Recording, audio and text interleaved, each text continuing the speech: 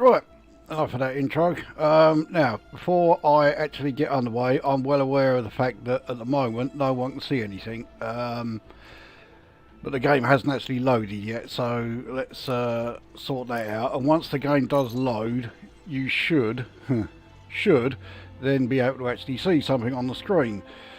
At least that's how the theory goes.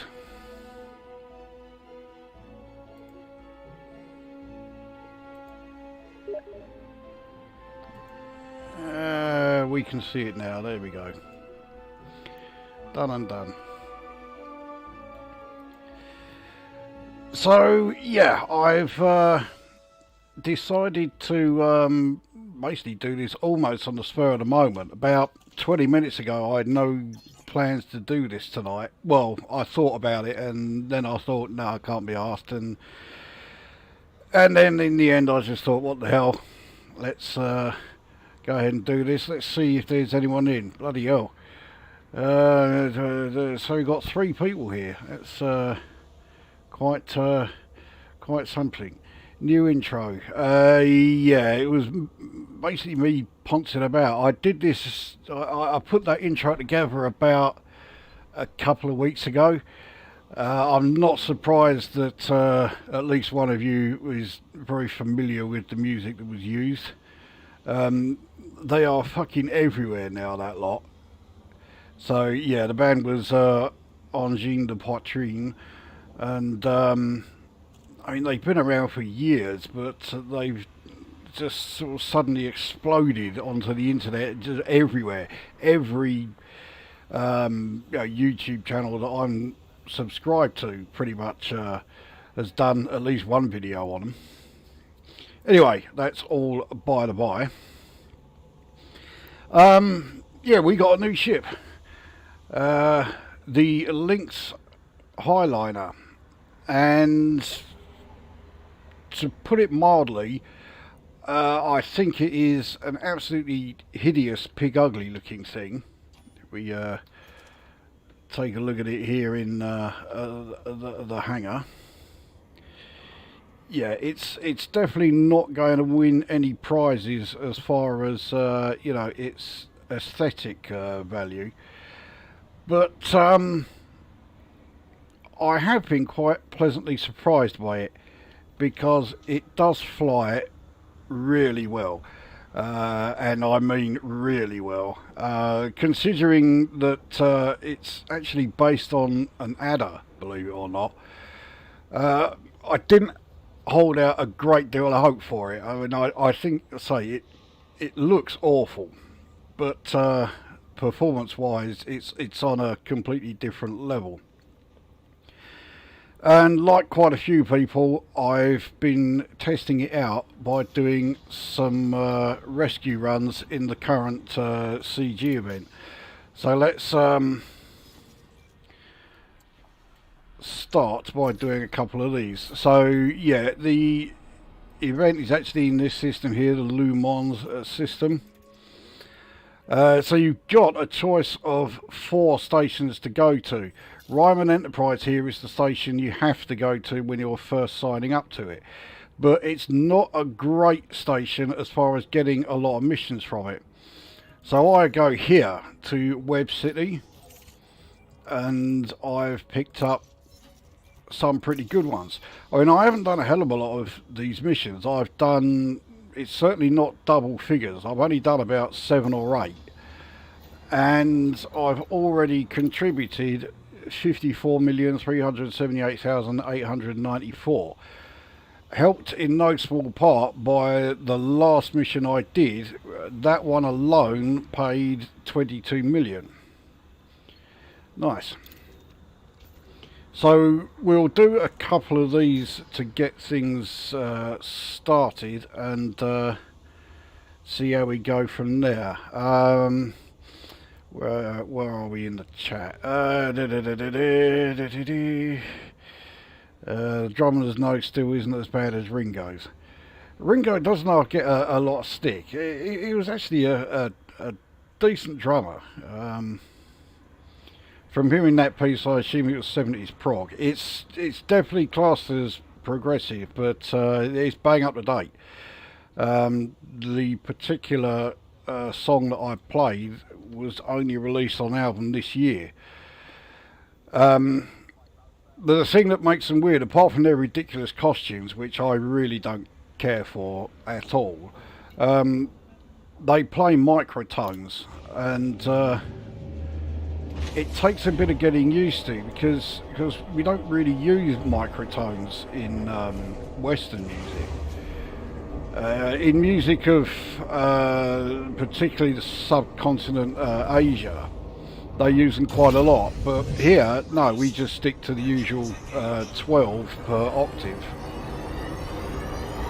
So if you're then going to start bringing in microtones, it can just sound like it's all out of tune and sound absolutely fucking awful.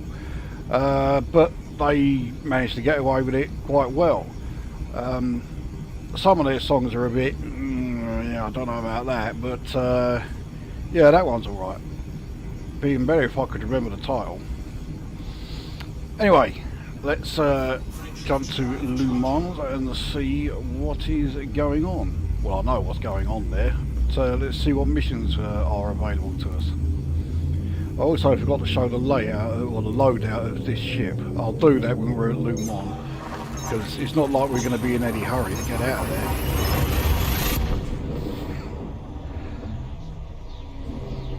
One thing that you can't help but notice once you've landed in any of the stations in this system is that these people who need evacuating, they're stuck on a starport that is burning away.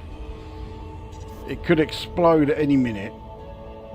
So these people need evacuation fucking sharpish. But oh no, I don't expect them to get on board a ship that only has economy class cabins. Oh no. The number of missions that come up and it says that I can't take them because I don't have the required cabin class. And these people who are desperate to get off this burning station are insisting on business class cabins. It's like, well, if my economy class cabins aren't good enough to evacuate you in, then, you know, yeah, you can just stay here and fucking burn for all I care.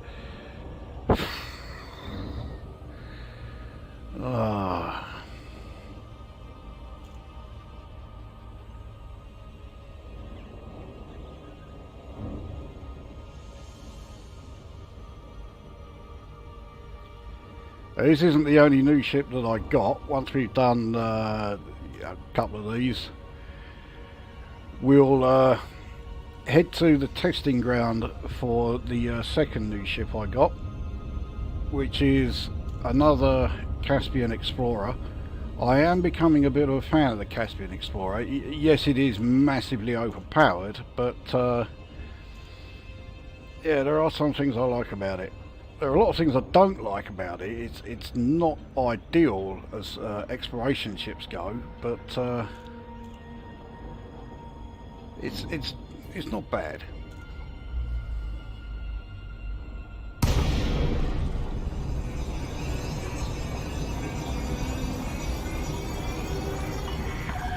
Commander, this is emergency flight operations.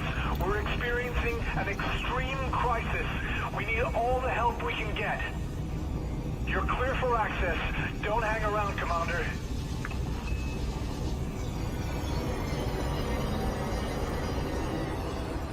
Right, what pad's it giving me? 41.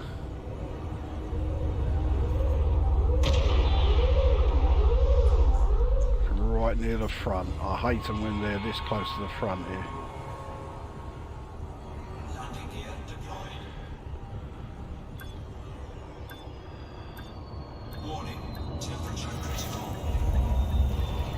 So, first heatsink deployed, so hopefully it will get us down below here before the heat level builds back up enough to start damaging the ship.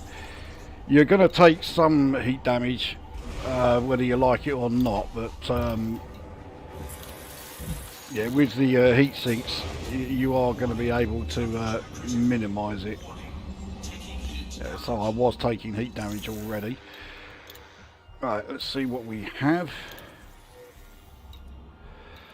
Alright, so there's only two here that I can do. This first one's paying, in fact they both pay pretty good amounts, but obviously I'm going to take the one that pays the most. So 162, I can easily do that. I've got space for, I think it's 198. So yeah, we'll take this one.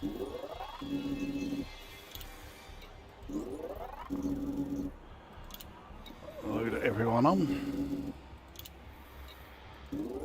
There we go. Right. I'll actually go through the loadout once we've dropped these guys off. So let's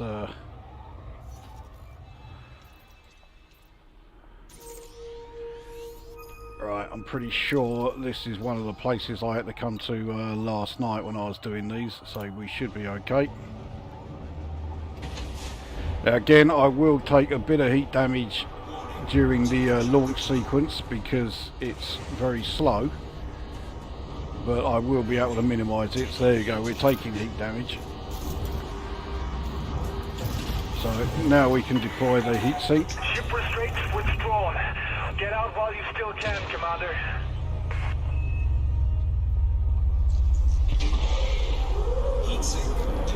There we go, so we're fine. It's not bad top speed in this thing, 480. It appears that this is a system I have not been to before.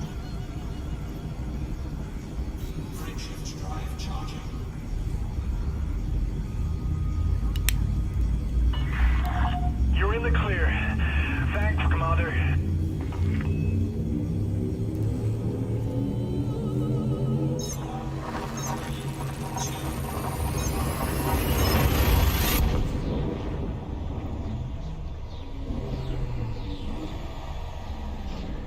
I thought I had the place to myself all night, and it sounds like the old man has just come back in, which means you know I'm going to have an interruption within the next sort of 10 minutes or so.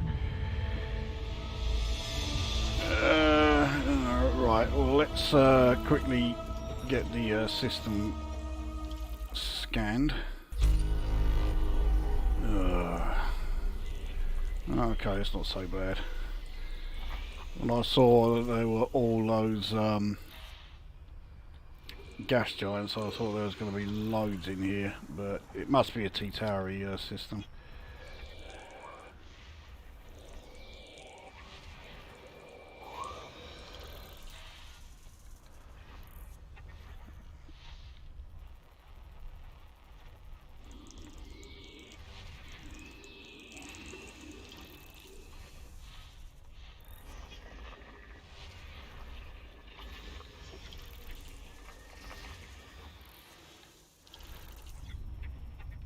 Oh, there's always one.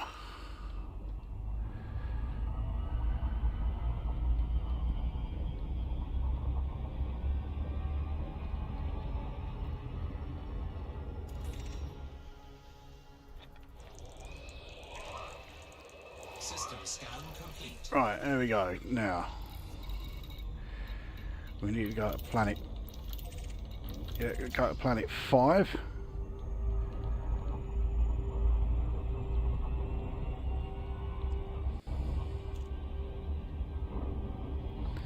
While we are doing that approach, let's take a look here. Sani is probably the song you're most likely to notice the microtonal bit. Is that the one that has the bass intro? If it is, then yeah, that's definitely one where you really notice it. Have you heard any King Gizzard and the Lizard Wizard? They've experimented with microtonal stuff on a few of their albums. I have done. I can't say I'm the biggest fan, but yeah, I am familiar with theirs. Entitled Wankers Let the Pricks Melt. That's yeah, the people insisting on business class here. Just like Titanic, will the lifeboats be allocated according to class? I never got any mission paying anything like that much, anything between 1 and 2 million. I've had to do about 20 runs to get where I am. I think you've been unlucky. I mean, I think the lowest paid mission I've done paid, 1.7 million, but that was the lowest by a long way. The next lowest was about 3 million and something. Maybe have a check on how many passenger cabins you've got. Try and up it a bit. The closer you can get it to 200, the more likely you are to, get some decent payouts. The other thing is, it doesn't take you very long to improve your rating with the minor factions in that system. And obviously, as your ratings go up, the better missions you get offered.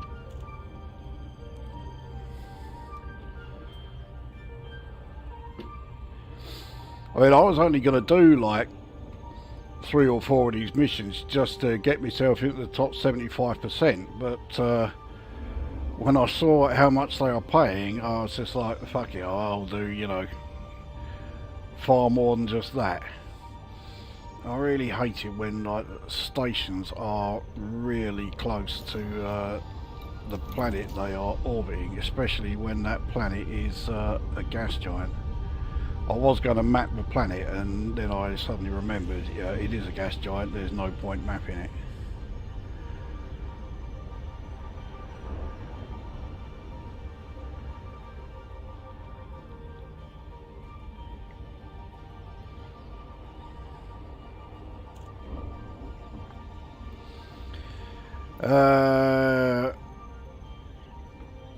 Ross C6E is here as well.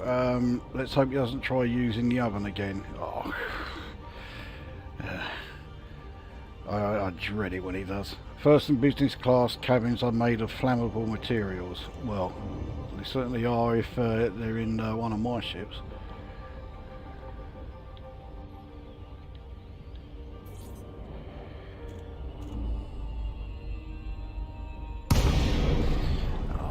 It would be one of these.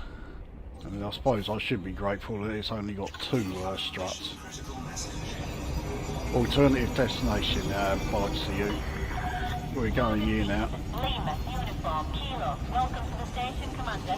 Commencement docking procedure. Yeah, if you get, that option that comes up, alternative destination, I never bother with it. I'll take them to where they wanted to go in the first place, and yeah, that's it.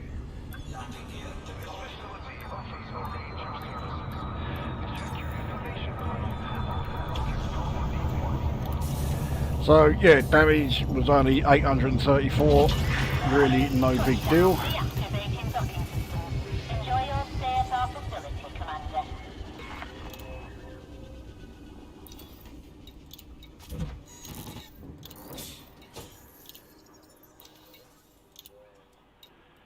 So there you go, easy 7.2 million.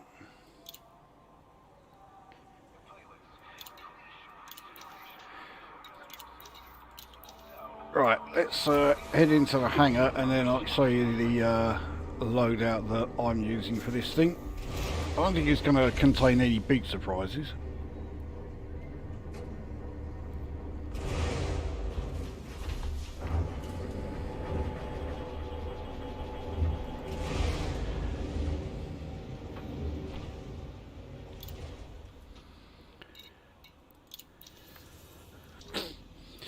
So we'll start with the core internals. So yeah, I do just have the lightweight alloys, which have been given heavy duty armour with deep plating, because it doesn't add anything to the whole mass. So you might as well fit it.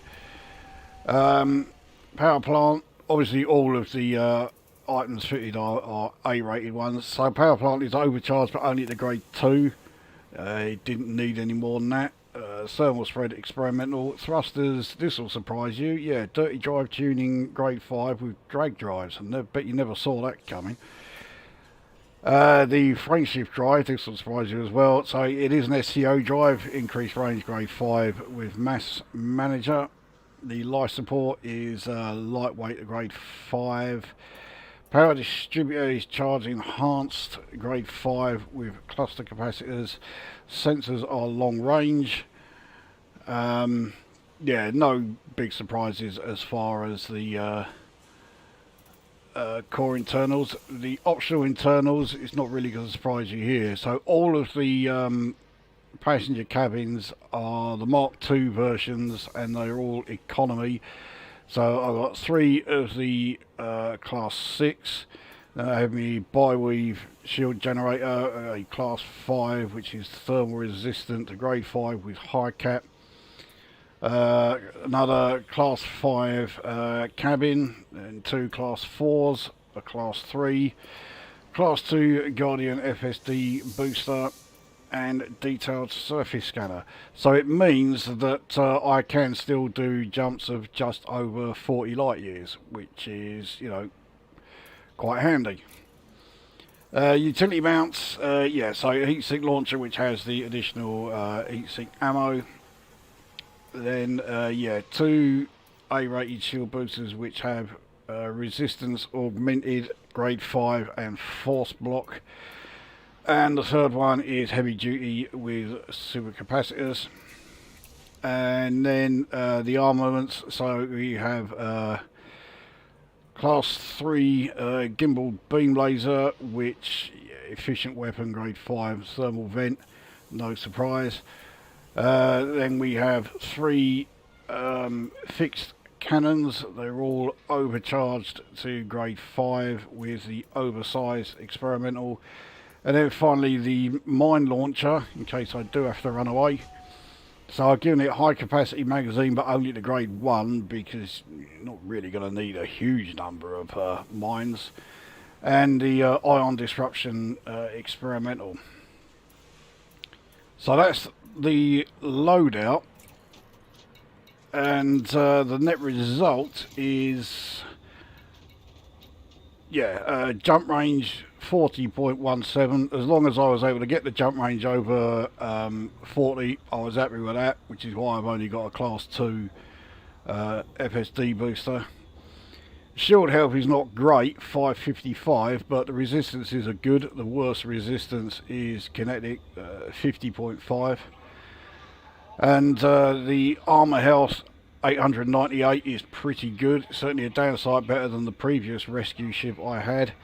None of the resistances are any good, but really I shouldn't really be needing to worry too much about armor in this thing.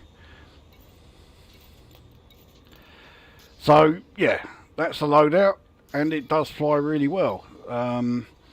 So we'll go back there and do one more.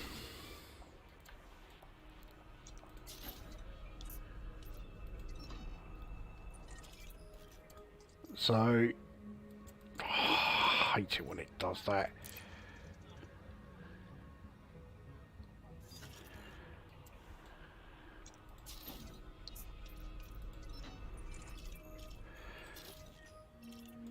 So, yeah, back to Web City. I've not tried Dashiell Port or Sabine Gateway yet, but yeah, Web City has been doing really well, so I'm quite happy to just stick with that one.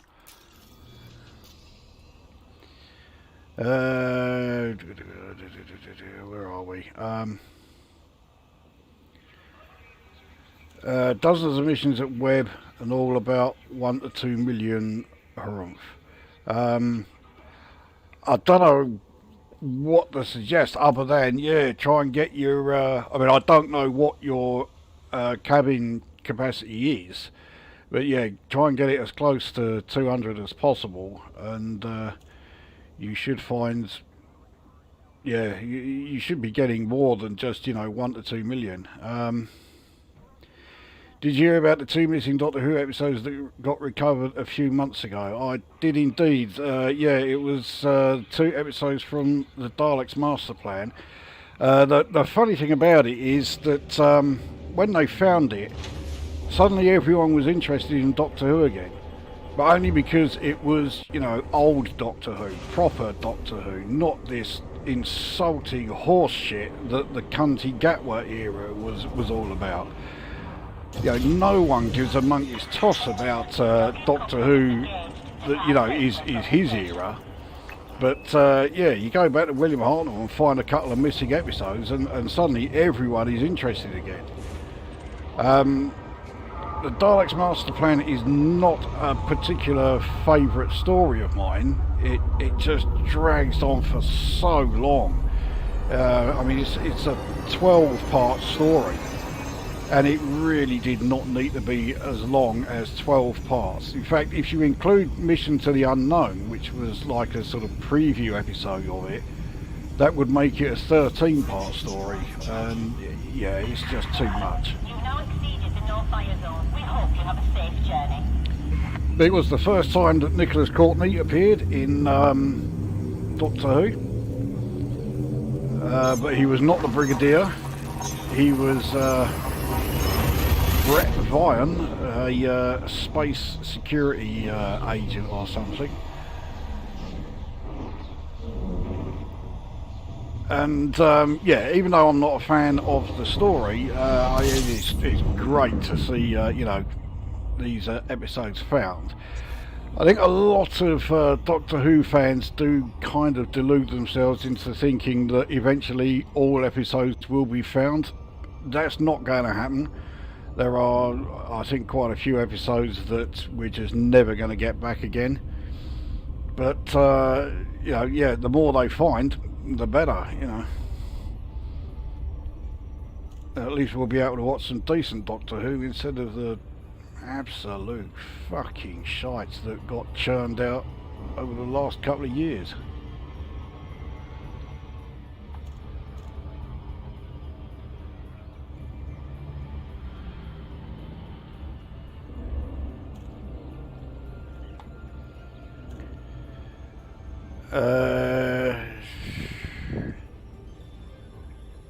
Probably lower mission payouts because of rep or capacity.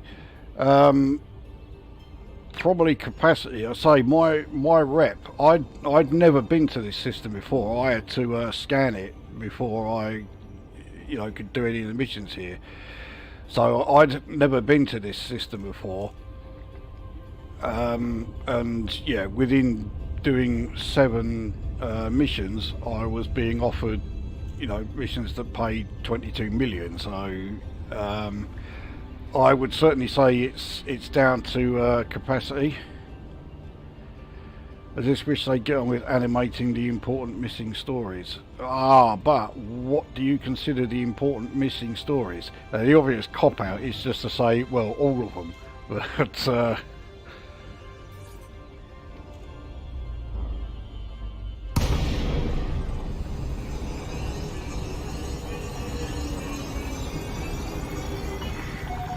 Commander, you're through to flight control.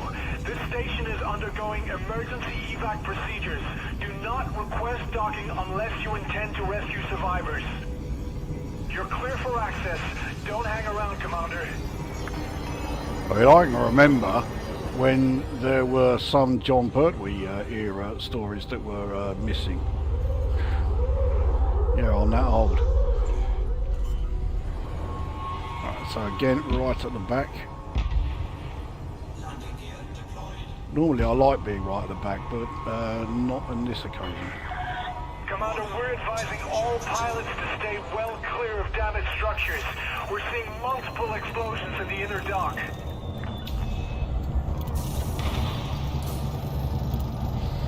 Alright, see what we get this time. Landing complete. We're taking your ship directly into the hangar, Commander. Note, this is a standard emergency procedure.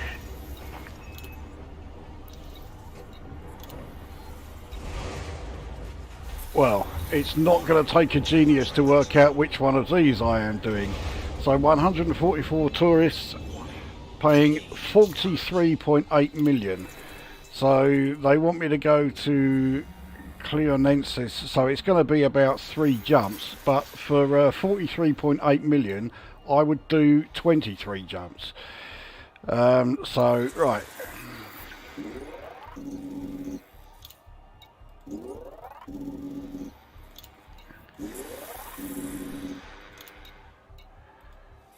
Oh, that's everyone. Right. Unsurprisingly, I don't have the room to do any more. So, alright, let's see where this system is, because I've never heard of it.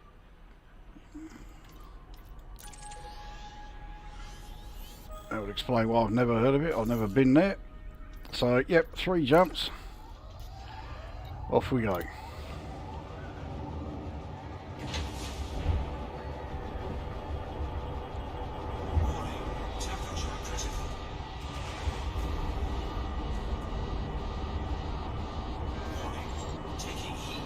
Some more heat damage. Landing coupler disengaged. Hope you make it out safely, Commander.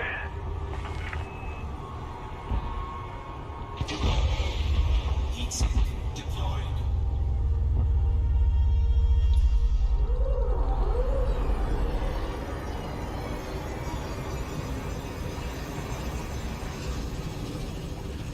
So I'm pretty sure all 3 systems will be systems I've not visited before. One of my friends saw the Gatwa era finale at the cinema and became livid when he saw everyone else applauding at the end. I'd be, I mean, at the end, I'd be glad it was all over, but yeah, that's... Next one will probably be AI Doctor Who. It will still be a damn sight better than, you know, the cunty Gatwa era, so, yeah, bring it on, you know.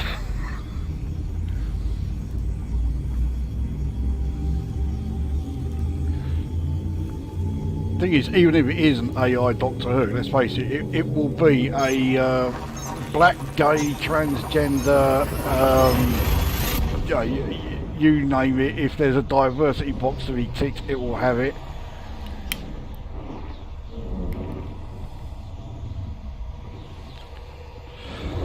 And that's all Doctor Who is nowadays. I mean, can you imagine, you know, if when they were pitching the idea to William Hartnell, if they told him that, I mean, he would have told them where to shove it, and quite rightly. Right.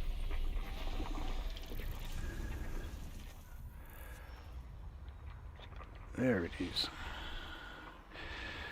So, 15 in this system. Doesn't look like any of them are going to be of any real value.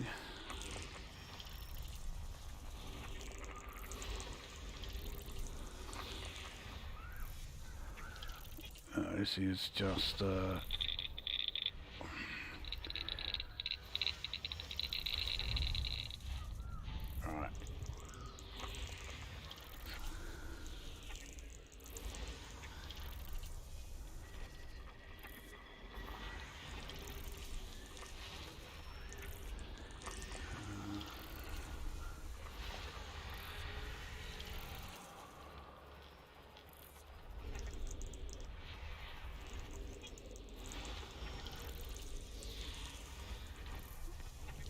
More, there it is.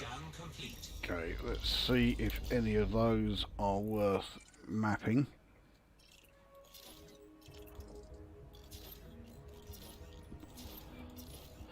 No. Right, onwards to the next one. Hipparcos system 27165. Doesn't mean a thing to me.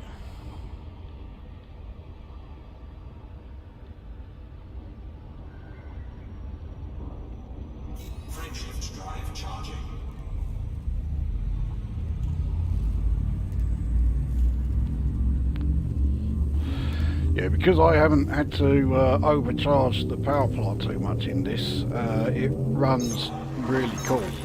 So that's yet another thing that's very much in its favour.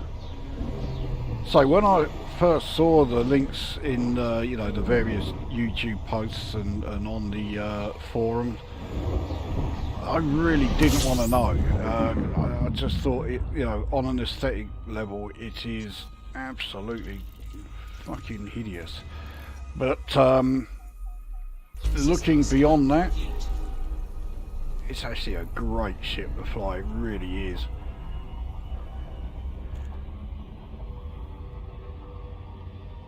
That doesn't mean it's ideal for every kind of passenger mission. If you are thinking of getting a Lynx for doing Rovigo runs,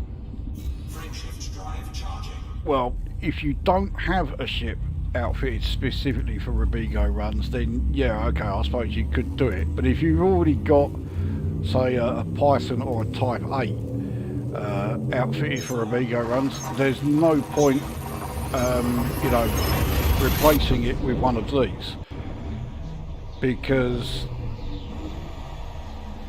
you know, just the actual like passenger spaces is irrelevant with Rovigo runs. They all insist on individual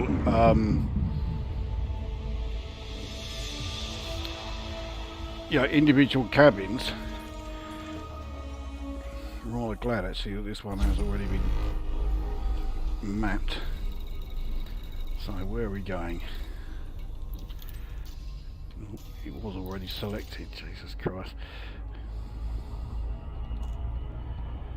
So anyway, yeah, as I was saying, it's already had yeah, it has the same number of optional internals as the Python does. So if you've got a Python outfitted for Rovigo runs, there's no point in you know, replacing it for this. If you've got a Type 8, which I have for Rovigo runs, this offers one more you know, optional internal. It's not really going to make a great deal of difference. I mean, having said that, if you're playing this game and still doing Rovigo runs as a means of gaining either credits or materials, you're kind of deluding yourself if you think that is the best way to get either. It really isn't, not anymore.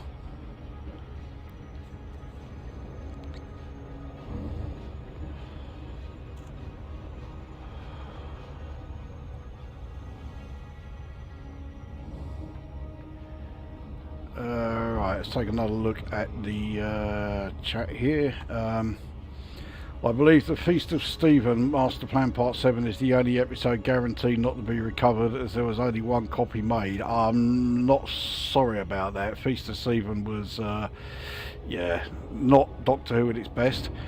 Marco Polo and Fury for the Deep are stories I'd like to see recovered most. Marco Polo is absolutely one of the stories that, you know, you ask any sort of like Doctor Who fan, you know, what's the story, you know, a missing story you really want, they always say Marco Polo. I mean, I would be, you know, I'd love it if they were able to find that one, but I suppose there's always something important going on. But the first one with Jamie, the first one with Zoe, the Wheel in Space and Master Plan, just for starters. I'm not a big fan of the Wheel in Space. I mean, there are some great Cybermen stories that Patrick Troughton was in. I mean, Tomb of the Cybermen absolutely deserves its place as, you know, like a legendary story. I think that is one of the best. And the Moon-based, the one before it, that's another absolutely fantastic one. It'd be great if they could find the missing episodes of those.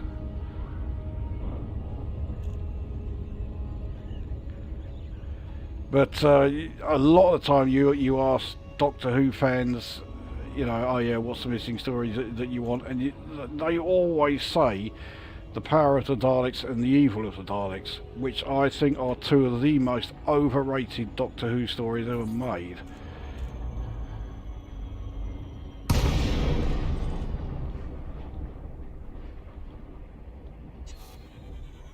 And Evil of the Daleks in particular, it's too long, it's pretty boring.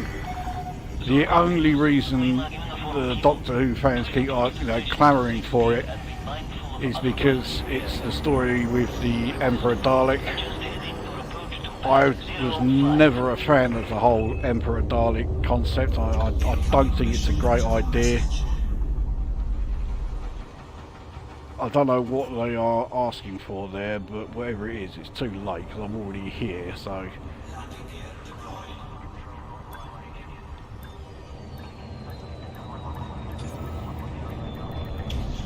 I mean, let's have a look. What was it? Oh, eliminate enemies. Well, don't have to worry about that. We're already here. Landing complete. Clear to disembark. Welcome, Commander.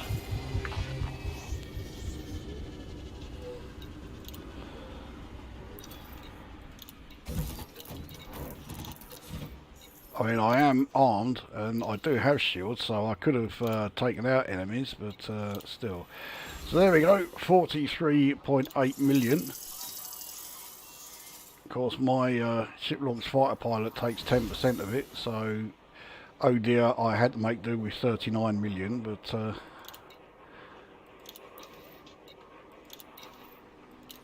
still, there we are.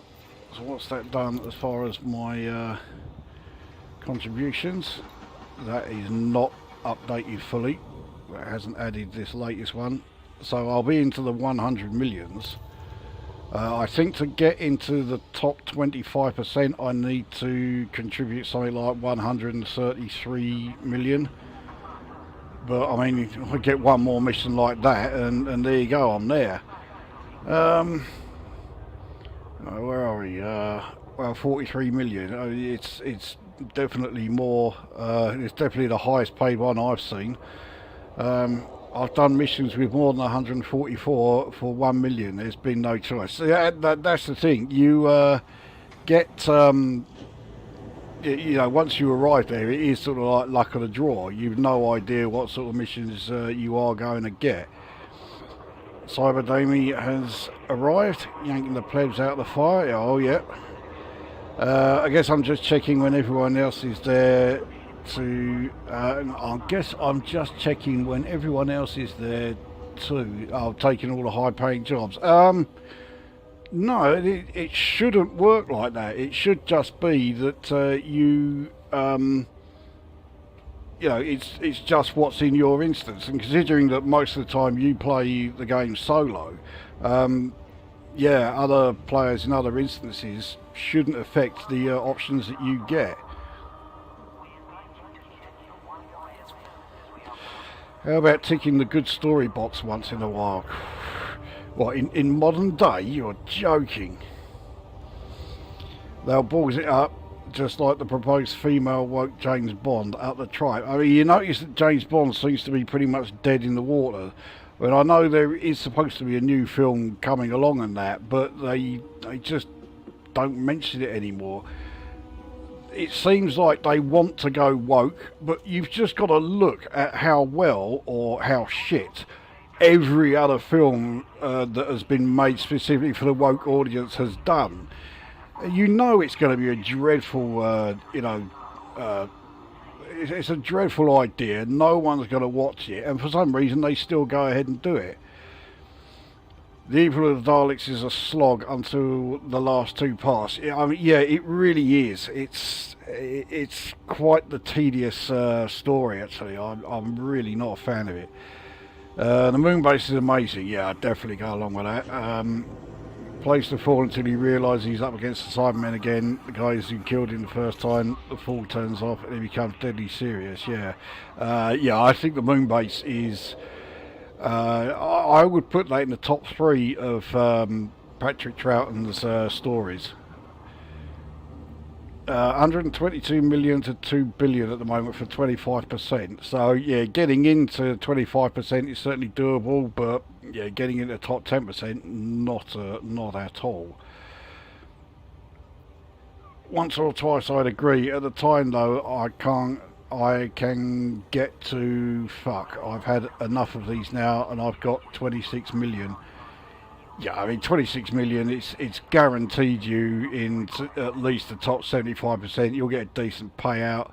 So you know, new Bond game looks interesting. I mean, I've not played a Bond game that I thought was any good.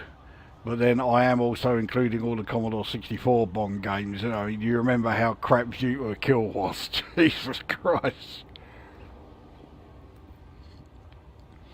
I'd suggest they hire an older actor to play the Doctor again, but considering how Matt Smith fans had a shit fit over Capaldi in the awful scripts he was given, I get the feeling that won't go down well.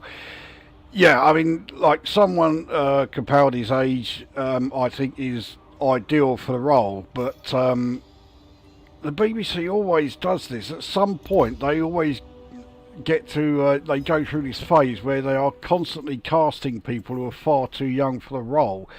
I mean, you remember when Matt Smith was the Doctor, they also had that I can't remember what the programme was called, but it was supposed to be about King Arthur and Merlin, and it was like they were both about 14.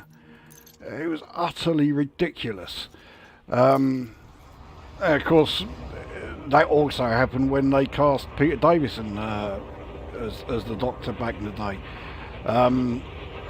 Although back then I could never forgive him for replacing Tom Baker. As far as, you know, 10-year-old me was concerned, he had kicked Tom Baker out and taken his place. So yeah, it took me a long time to get over that.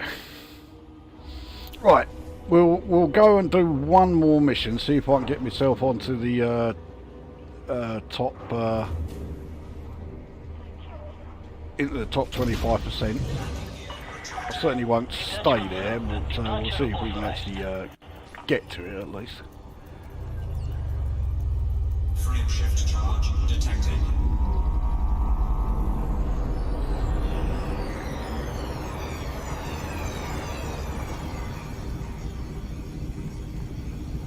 Right, where else are we? I do remember View to a Kill. I mean, to be fair, the fact that the game was absolute horseshit means that it was quite a good game of the film, because the film was dreadful as well.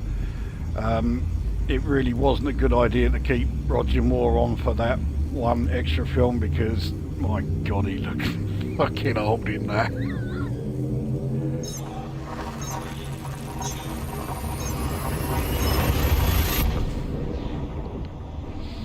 And the Bond girl, I can't remember her name, and I don't mean Grace Jones. She looked like she had just walked straight off the set of a porn film. It was not good.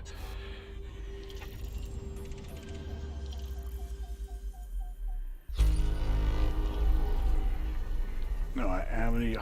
28. Right, we've got a bit of scanning to do here.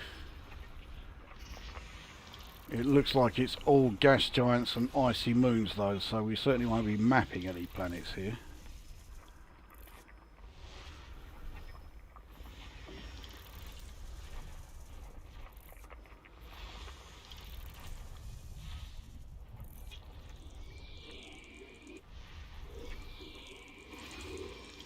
It also looks like all of the gas giants are just going to be class 1s, so yeah, there really isn't anything particularly special in this system at all.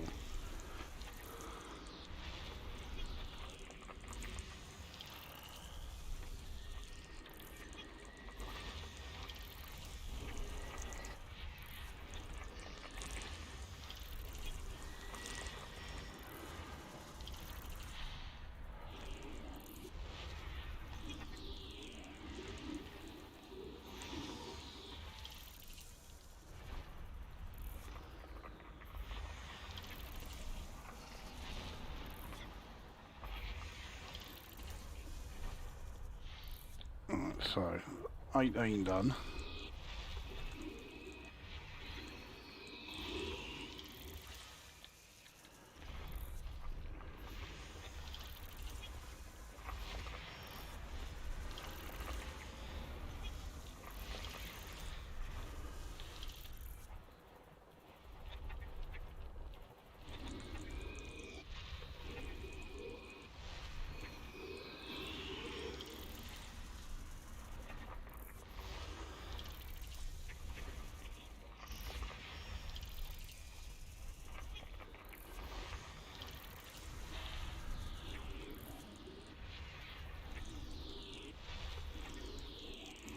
scan complete. Alright, well, yeah, not the most interesting of systems. Yeah, there's not going to be anything in there. Yeah, we'll leave that one.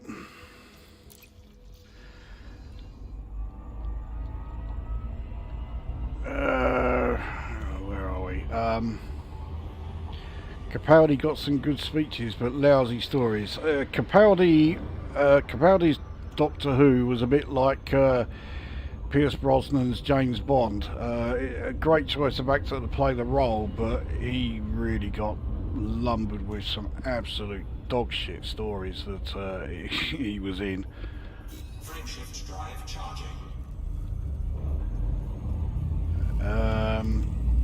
On the plus side, Capaldi acted like a champion for the series in a similar way that Tom Baker was. Yeah, I mean, you could never deny that Capaldi was clearly a huge fan of the programme.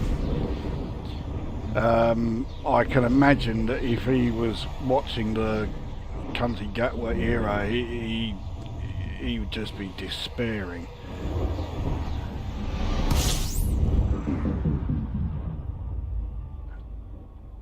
Right. Is it just the 2 stars? Yep. System scan complete.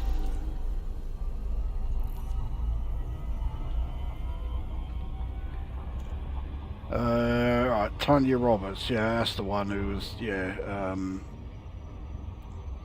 in View a Kill.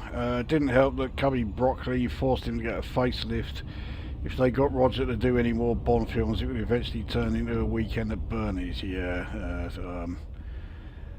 Yeah, Roger Moore got his eyelids pinned for a few scenes. I didn't actually remember about that, but God dear, I mean, he looked awful.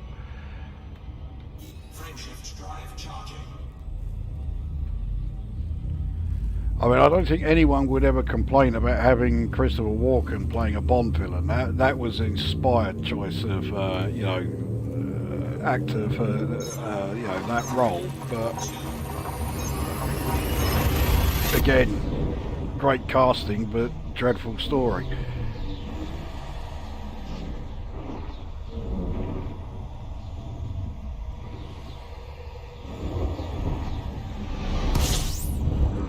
It was a bit like the previous film, was it Octopussy?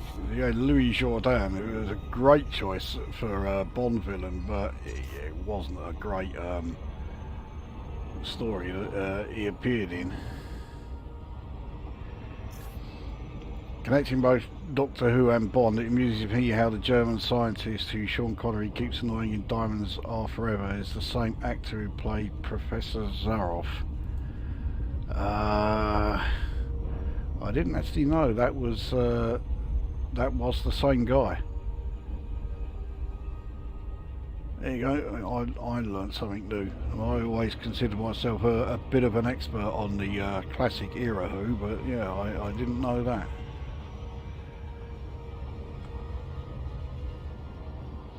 I quite like the Roger Moore era, the early ones, like Live and Let Die and The Spy Who Loved Me. Well, I think the vast majority of Bond fans will say that The Spy Who Loved Me was Roger Moore's finest, and by quite a hefty margin actually. Live and Let Die was great, but The Spy Who Loved Me was on a completely different level. We won't mention Getting Man with a Golden Gun. Again, fantastic casting. How could you go wrong when you got Christopher Lee as the Bond villain? Well, they managed it all right.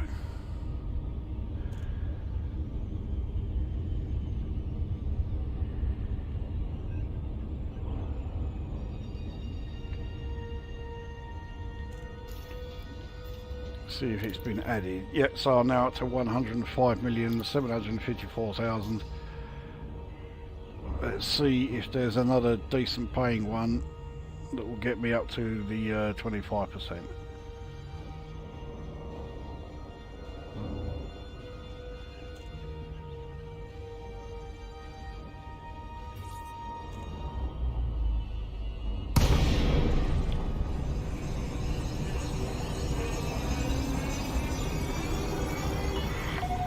I've Got you on my scanners, Commander. Emergency landing procedures are in effect. We're advising all civilian traffic to steer clear of the station. Copy that, Commander. We've assigned a landing pad for you. Be careful. Right, 20 is right near the front.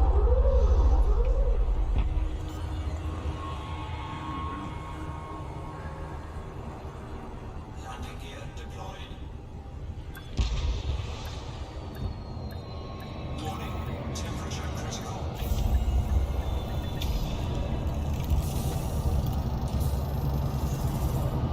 One thing I did forget to do when I was dropping the previous missions off, and it is a bit ridiculous, but yeah, I can still hand in my cartographic data. You'd think they had like more important things to worry about, but no. Temperature critical. Right, what have we got? Well, I've got quite a few here this time. Well, the highest paying one is 9 million.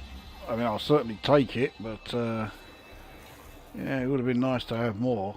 So the lowest paying mission that I have here is 2.1 million, and yeah, Erodian, what you were saying, that's the that's around the highest that you've had. So I mean, it does seem a bit ridiculous. Oh, I could really do with pharmaceutical isolators, but I don't think I need 16 of them.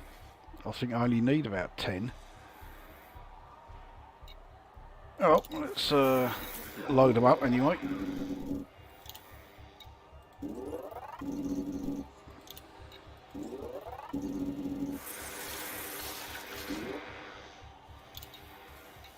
Right.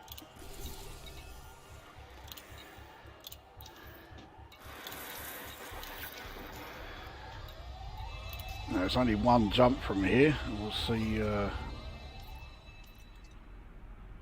where it is, because I'm not sure. Oh, right there. No, I've definitely been to that system before. Right, let's piss off out of here. Warning, temperature critical.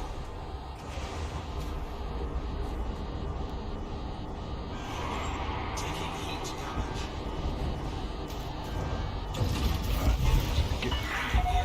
Ship released. Keep an eye on your core heat levels on the way out.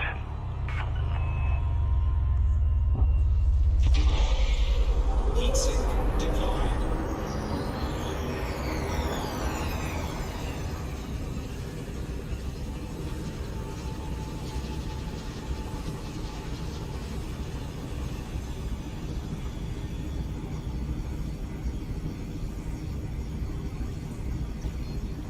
Frameshift drive charging.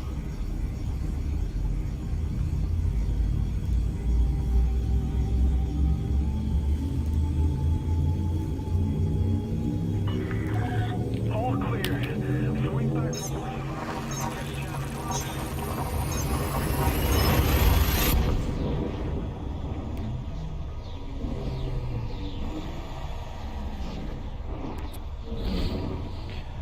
So, all you Doctor Who fans who are watching, let's hear it then. What is, in your opinion, the best Doctor Who story that yeah, was made?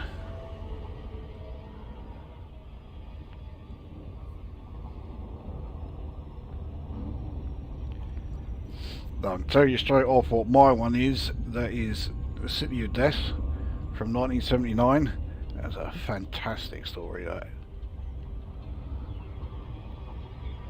Of course it had to be a Tom Baker one. There's no way it could be anyone else, but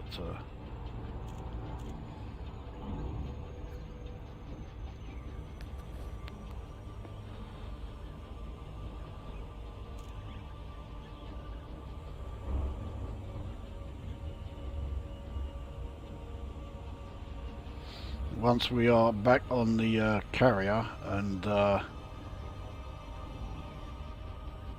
we've got the carrier jump set, I will have a check on the chat and see what we got in the way of answers.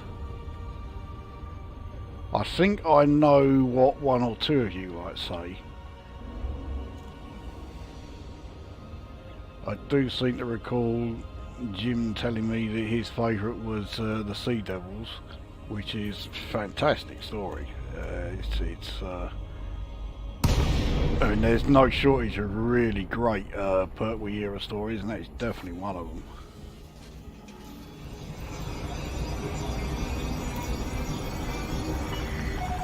Zorgan Peterson, Lima Uniform Kilo. Welcome to the station, Commander. Please fly safely. Request approved. Please head directly for Bay 20.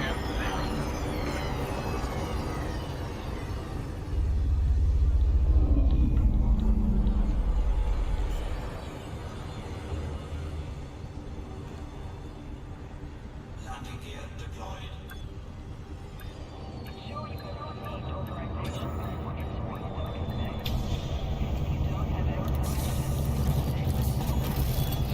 So yeah, heat damage only cost 32 credits to repair this time. Good to have you with us, No Commander. problem.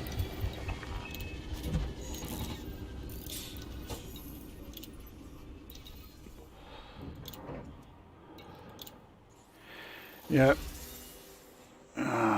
Could have really done with those, but oh well, I'll have to make do with the 8.1 million credits that I'll get for it instead. Let's just double check how many pharmaceutical isolators I do need.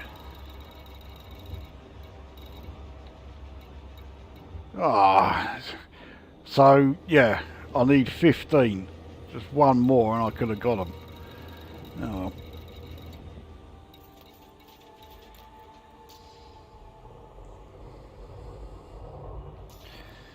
Now that won't get added to this quite so quickly, but it's going to put us up to around 114 million.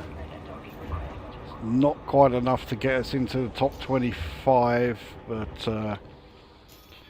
well, I think we've done enough of those for now. I'm probably going to regret taking the fleet carrier away from here, because it took me long enough to find a space to actually park my carrier around here. But oh well.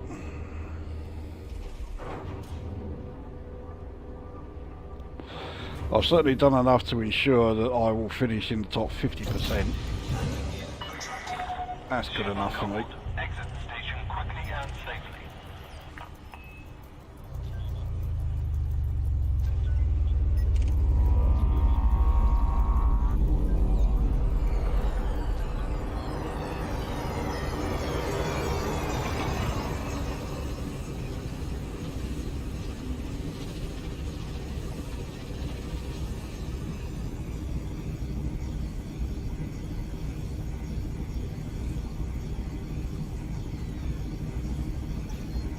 Frameshift drive charging.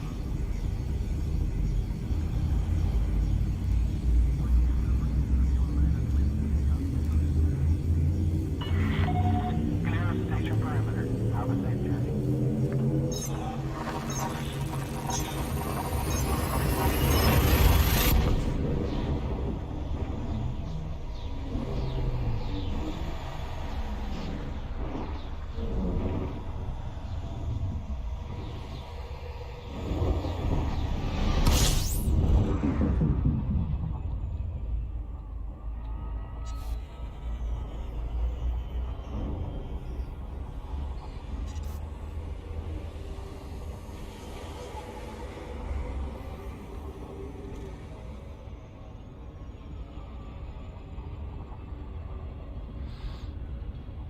'Right, where are we?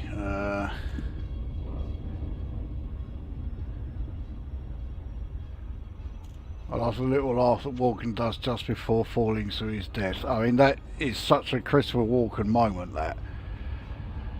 I watched a documentary about Roger Moore and they interviewed Walker and he said Moore invited him to spend Christmas with his family when he told him he had no plans. That sounds very much like the sort of thing Roger Moore would do. He was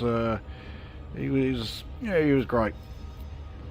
Peace of Mind is the best Iron Maiden album. I mean, that sort of come from nowhere, but yeah, I would definitely go along with that. I mean, as good as Number of the Beast is, which I would have as their second best album, Peace of Mind is just way ahead.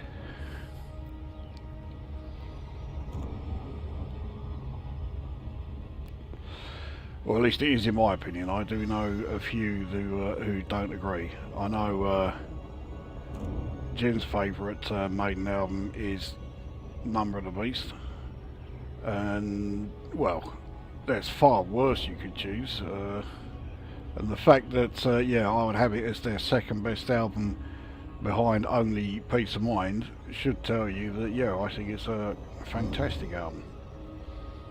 There isn't a single bad song on Number of the Beast. I know a lot of people sort of slate Invaders and Gangland, but I think they're great songs. Really do not understand why they get so much hate.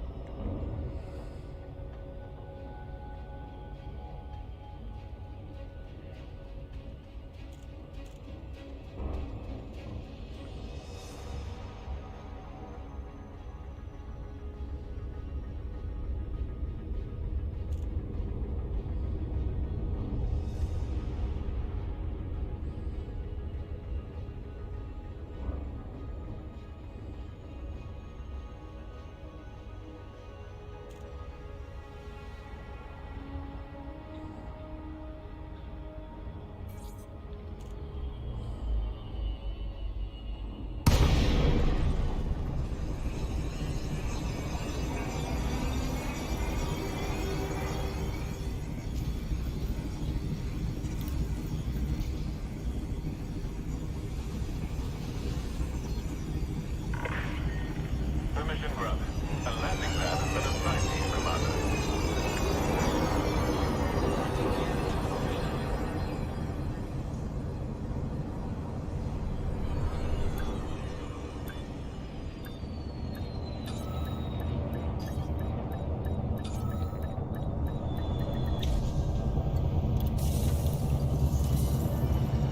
Right, while we're here, I'll Landing successful. Commence shutdown. Welcome, Commander. I'll flog the last universal cartographic data. I mean, it's only, yeah, it's not going to make a hell of a lot of difference if I sell it at a station. So, okay, let's set course in the old fleet carrier. Now, we can't jump to the system that I will be using as the test location for the other new ship, because that system is Achernar, but we can jump to a system that is quite close by if I can find it. Where's it gone?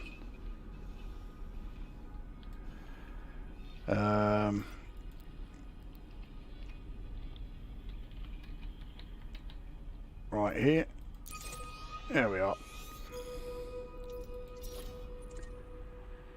I've not been to this system for a little while. Right, how long is this going to take?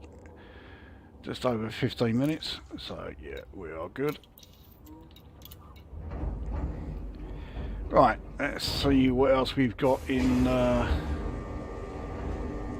chat here. I admit For Your Eyes Only isn't perfect, but I have a soft spot for it since it was the first Bond film I ever saw. I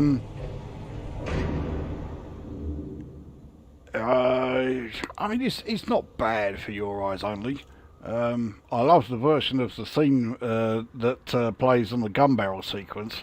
the Cowbell Supreme version of Dr. No. Yeah, that's great. Speaking of who and Bond, Roger Delgado would have made a great Bond villain. He made a fantastic Bond villain. Yeah, it's always like, you know, absolutely crushing when you think about what happened to Roger Delgado. I mean, he was primed to become like a big name when it came to, you know, playing villains. And yeah, the old car crash. It was in Turkey, wasn't it? And of course, it was the reason that Katie Manning and John Pertwee decided to leave Doctor Who. They just didn't want to carry on doing it without him. Alan Rickman would have been great as a Bond villain too. I don't know. He's a bit too pantomime, I think. I'm not too sure about that. I'm also not sure what Erodian is grumbling at there. It must have been something that I said, but I can't think what it was. Oh, was it about, yeah, all those missions? The lowest paying one was equal to the highest paying one you've seen there. So fuck knows why. Surely it's going to be... yeah, next time you're there, it's got to be paying better than what you've had so far. Paul Darrow was originally in Die Another Day, but had his scene deleted. Certainly wouldn't have saved that turd, but would have made it better. I mean, Die Another Day was way beyond saving, but yeah, if Paul Darrow had stayed in it, it would have helped it a bit. I think Die Another Day is quite possibly the worst Bond film I've ever seen. It's just horrendous. Why are you playing this? You could be doing some Pokemon shit in No Man's Sky. You know what? In Facebook, which, I mean, I realise, yeah, Facebook is not the best place to look for anything. If it's something you are a fan of, don't go looking for it on Facebook because it will just put you off. But yeah, all of the No Man's Sky pages on Facebook are just constantly banging on about this Pokemon stuff. And I could not be any less interested in the Pokemon stuff in No Man's Sky if I put active effort into it. And that's all we are getting in, you know, No Man's Sky videos, No Man's Sky online articles. It's just all banging on about the Pokemon stuff. I mean, I dare say a lot of it is because of the novelty that it's new, but Jesus Christ, I genuinely think it's the worst update in No Man's Sky's history. You Only Live Twice is the best Bond film. It had potential, but it does have one big issue, and in fact, the very next line, Jim brings it up. Connery dialed his performance in for You Only Live Twice as he didn't want to do it. That's the big problem with it. The story was great. Casting Donald Pleasance as Blofeld was an inspired choice. But yeah, you could really tell Connery was just not interested anymore. He really did it all by the numbers. Alright, so we've got a couple of favourite Doctor Who's. The Seeds of Doom, yeah, not a bad one, that. Torn between the Sea Devils and Spearhead from Space. Of those two, I would definitely go Sea Devils. Spearhead from Space is great, but I actually prefer Terror of the Autons. I can't stand You Only Live Twice. I'm not woke by any means. All the Japanese characters are dubbed by David the Kaiser, doing appalling accents. It's unbearable to me. Is he the guy that dubs Tanaka's voice? Because it is quite badly done, to put it mildly. Inferno or Seeds of Doom, I can't pick. Inferno is fantastic. It's such a great story, that. I mean, talk about bleak. Jesus Christ.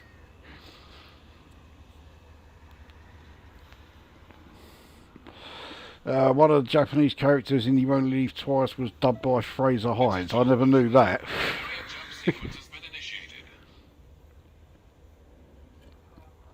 He's not even doing an accent either. And the guy who says at least he died on the job is Anthony Ainley, the second master. Yeah, I knew Ainley had appeared in it, but don't remember that line actually. But it has been a little while since I saw You Only Live Twice. Fair point, Hero. It doesn't age well. Standard Bond. I just like the scripts and the set pieces.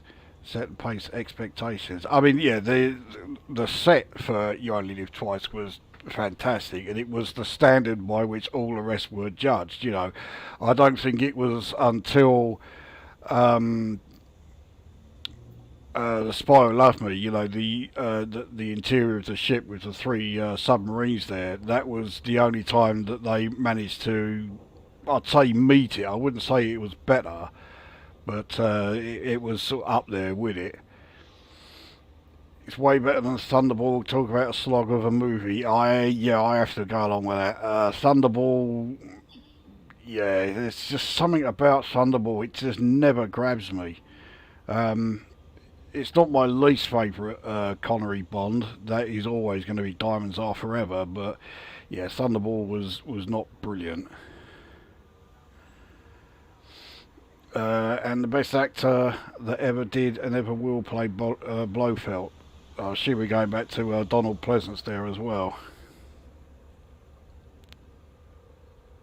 I think the driver of the car Delgado was in was drunk too. I didn't know about that. Yeah, I've no idea there, but yeah. Rody, do you have anything installed in your PC that doesn't conspire against you? I do wonder. Windows, that's what it is. Visitors got the dash. Okay, so Erodian has left the chat. Well, presumably. So, right, well, while we are waiting, and there's nothing else in the chat for me to go through yet, we'll change to the other new ship, which is the Colonia Taxi, which is another Caspian Explorer.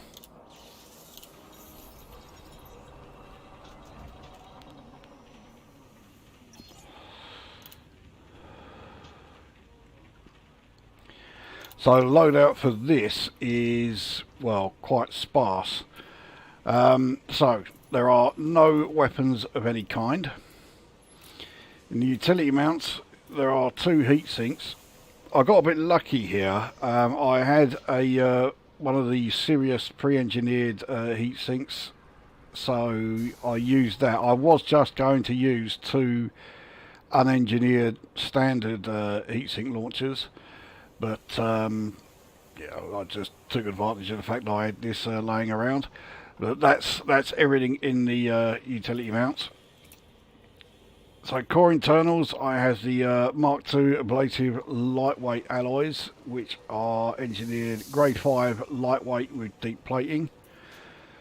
5A power plant, which is overcharged to grade 1. It didn't really need that either. I just did it so I could then fit the stripped down experimental on it. The thrusters are the 7A gravity optimized thrusters, and they are dirty drive tuning grade 5, big surprise, but again stripped down experimental. The frame shift drive, again no surprise, it's the supercharged optimized FSD, and this has the grade 5 increased range with mass manager experimental. Life support is 5D, which is miscellaneous lightweight to grade 5. Power distributor is a 5D. This is engine focus grade 5 and stripped down experimental. And sensors 8D, which have a lightweight scanner to grade 5 fitted. And I changed the fuel tank, so this has a 64-ton fuel tank rather than the 128. And then as far as the optional internals, so I have the 7A fuel scoop. I have two 6A AFM units. One of them is currently unpowered. You know, it's had the power switched off. So even though it's saying I'm 3.43 megawatts over, I'm actually not, because yeah, this AFM unit is off. So it's the second of the heatsink launchers, so I'm only ever using them one at a time. Class 5 Guardian frameshift drive booster. A rather useless 5D shield generator, which has grade 5 enhanced low power shields and high cap experimental. Corrosion resistant cargo rack, class 4. I don't really know why I went for the corrosion resistant one. It's highly unlikely that I'll be carrying any cargo other than, well, you'll see what the other things are in a sec. Class 2G planetary vehicle hangar. Normally when I'm putting together an exploration ship, I always use class 4 vehicle hangars so I can have two SRVs. But let's face it, in this thing you're not going to be landing on planets all that often, because it's such a pain in the arse because the ship is so big. So I figured, yeah, I'll get away with a 2G. 1A repair limpet controller, and this is why I've got the cargo racks. And yeah, we'll come back to that in a sec. Attention, carrier is now under pre-flight lock. So yeah, with the repair limpet controller, obviously I won't take limpets with me. I'll just synthesize them as and when I need it, or as and when I need them. There's a good chance I'm going to need them in our test here. And then the last thing was the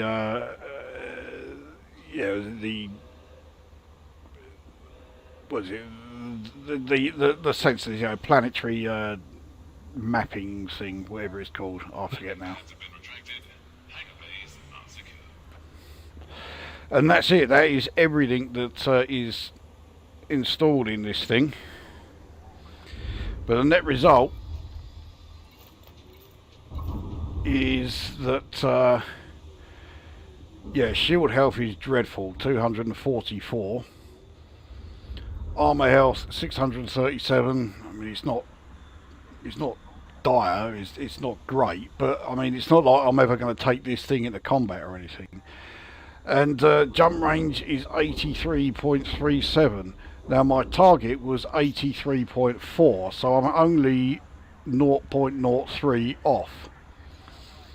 But the reason I wanted to get to 83.4 is so that I could, once I've supercharged the FSD at a neutron star, I will be able to do over 500 light years. As it is, I will be able to do over 500 light years in this. 83.37 light years is good enough. I mean, it is only just, I will be able to do 500.22 light years. So, yeah, it is only just, but it's over 500, so I will certainly take it.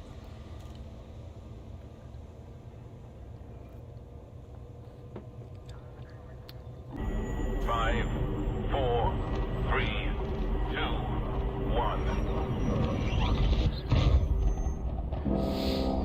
Right, we're on our way to Visa. Someone will already be filling up the gap that I've left in this system.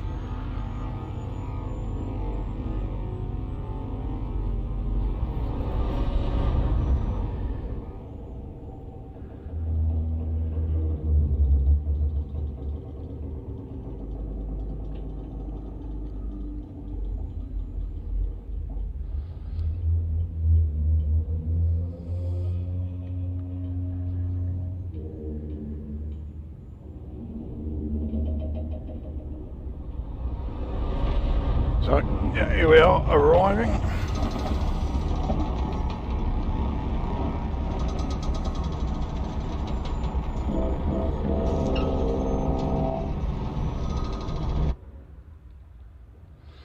Right, what was the last one here? Titan Drive Mid. Titan Drive Mid. I've not fitted one of the V1 SCO drives here. I don't know why I didn't. Oh, hang on, no, of course not. It's using Class 8 FSDs, so there isn't a V1 version of this. So, yeah, this is the only FSD that I can fit to this thing. Would be handy if there was a a V1 version of it. Right, so Achernar is right there, and we are going to be heading to Planet 3 with its gravity of 6.73. So this will certainly give a pretty good workout to the thrusters in this thing, the gravity optimized thrusters.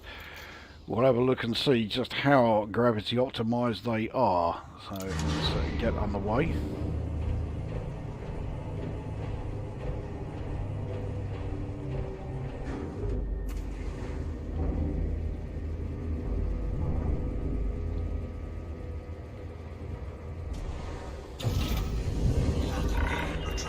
Ship is released. Ship has liftoff.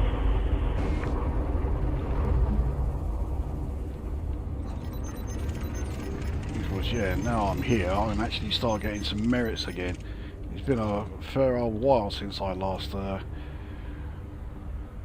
actually got any merits. I do plan to do something about that in what has become the squadron's home system, and get Lavigny Duval's power plate influence into our system there. Bit of a long-term goal that. It's going to take a little while to do, but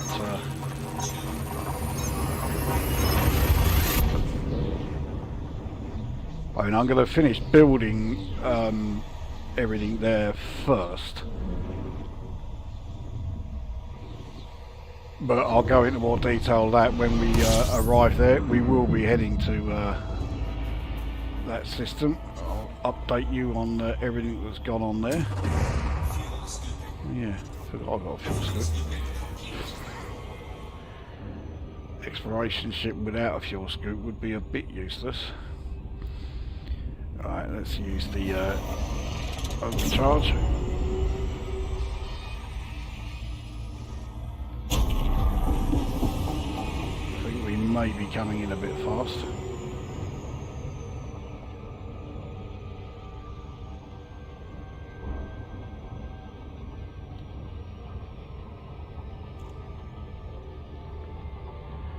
No, we're okay.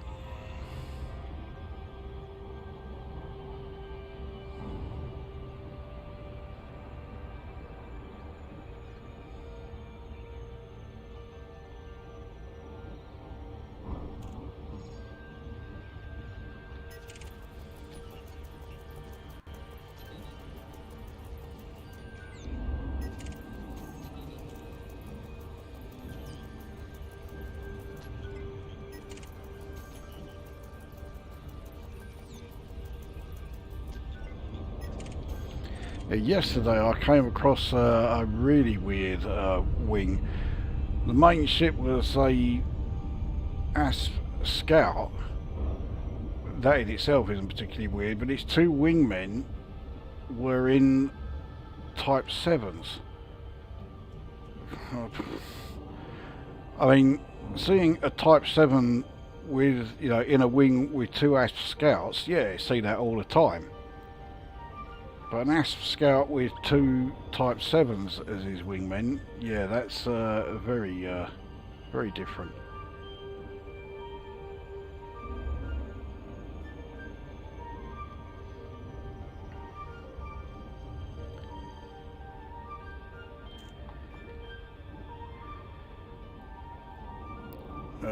sorry mod, Roger no V1. Yeah. Yeah, it'd be handy if there were V1 drives available for the Caspian, but yeah. Orbital flight engaged. Nothing yet.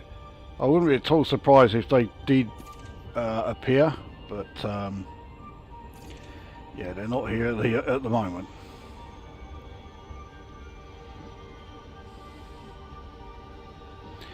This planet used to be very blue, now it's turned this sort of like boring brownish colour.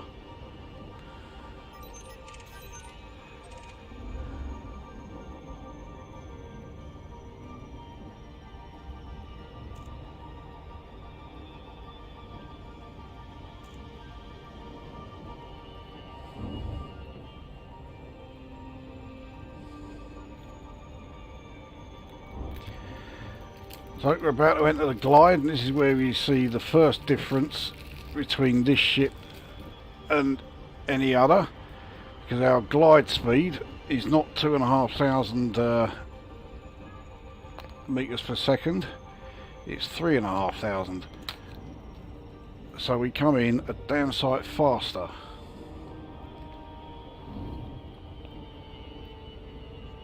We can also come in at a much steeper or shallower angle.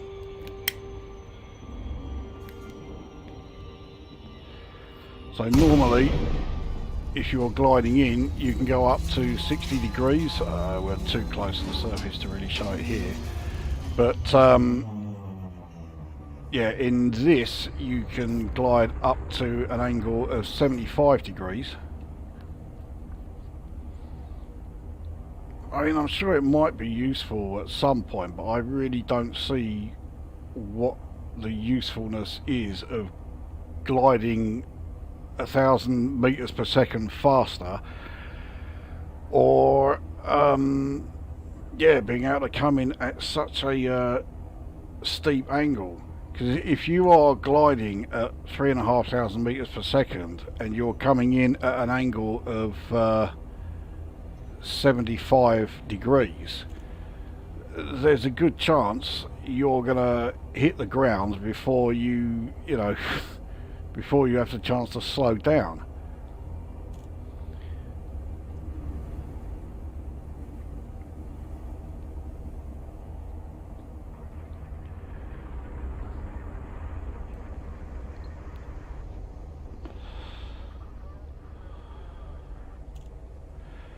I have to say I can certainly feel the difference between these thrusters and the regular ones. Let's see if we can, yeah, bearing in mind I am battling against 6.73 Gs, I was able to slow down really easy. It's like you're in a standard ship, but you're approaching, you know, the surface of a planet that has something like, you know, 0.5 G.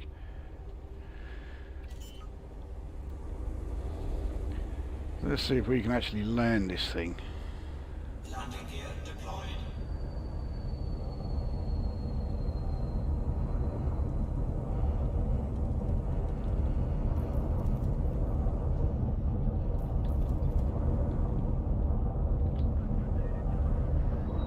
Oh.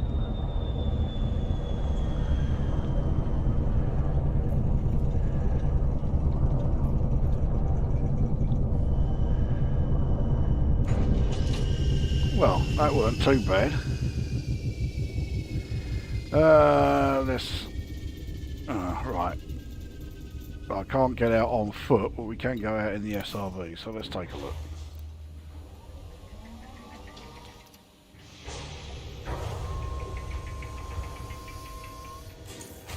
Cargo schedule deployed.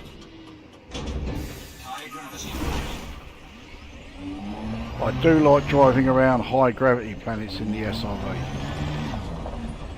This was actually the main reason why in our home system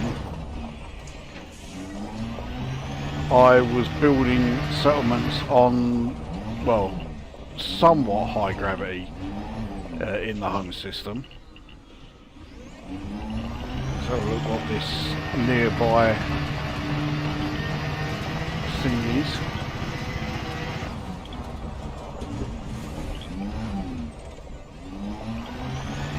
Is it going to actually have anything in it that will be any good to us?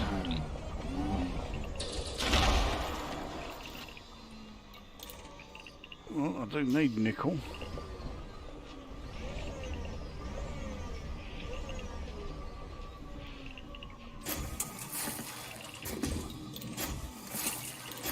Now I do need iron.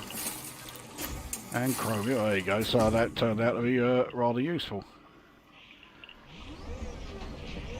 Now we've got what's either an outcrop or a metallic meteorite up ahead, so yeah, we've got to take a look at this.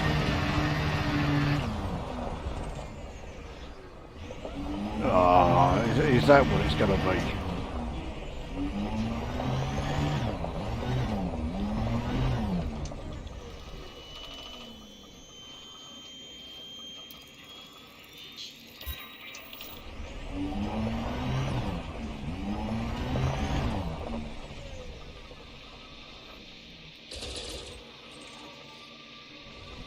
More iron, take it.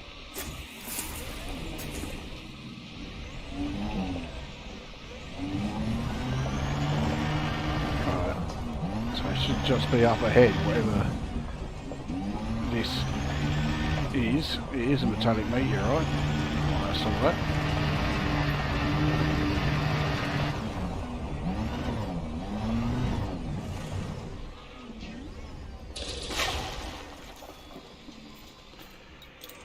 Certainly need cadmium.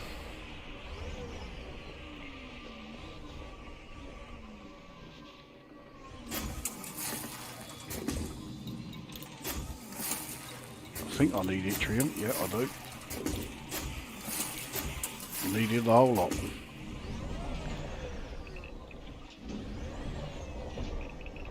So this looks like another outcrop quite close by. We'll take a look here.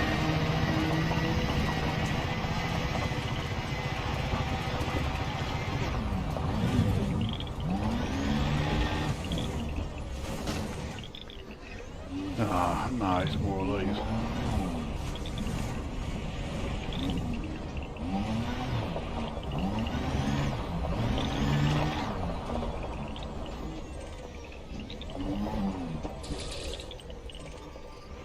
Nope, more iron.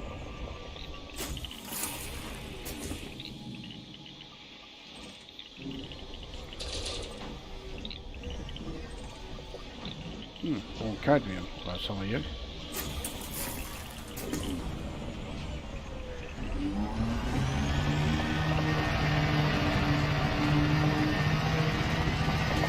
I'll head back to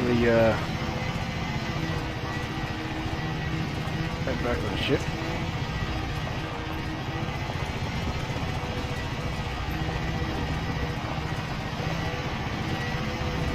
But as much as I like the Caspian Explorer, it's not my first choice exploration ship.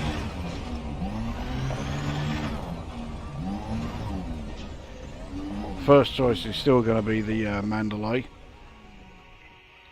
But if you are going to be doing exploration and for whatever reason you're not going to be doing exobiology, then the Caspian Explorer is a good choice.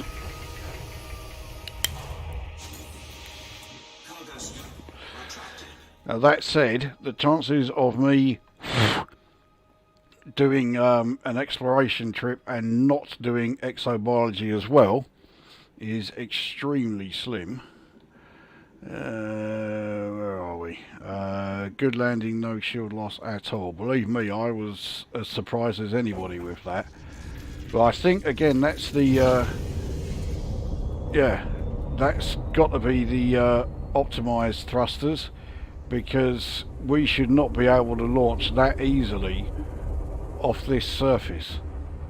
This planet's surface, yeah, I say this surface, the gravity is 6.73 Gs. It should be a real bloody task getting off the ground, and it's no problem. So those thrusters are really helping.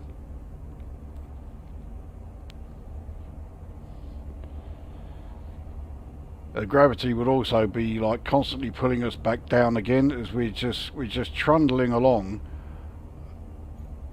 and yeah, not a problem. Although the surface is getting closer to us, that's because of how uneven the surface is. It's not because the gravity is pulling us closer.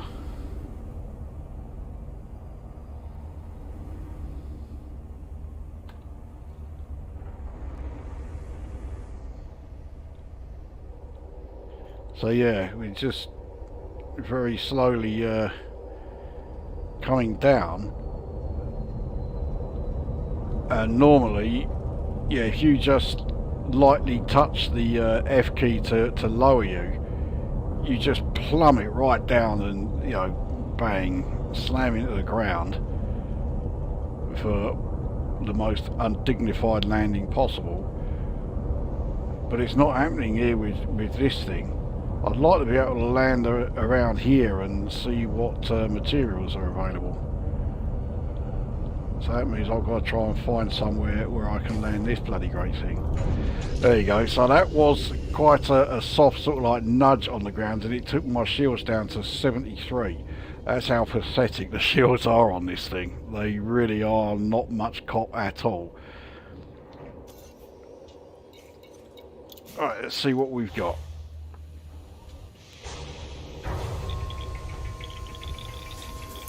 Cargo ship deployed. High gravity warning.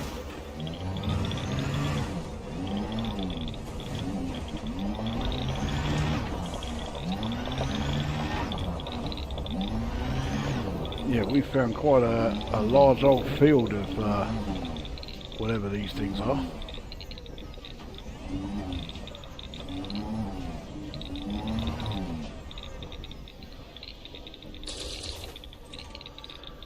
More iron.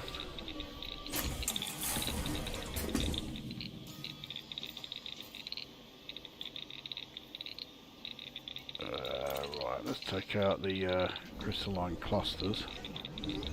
They will have grade 3 materials in them.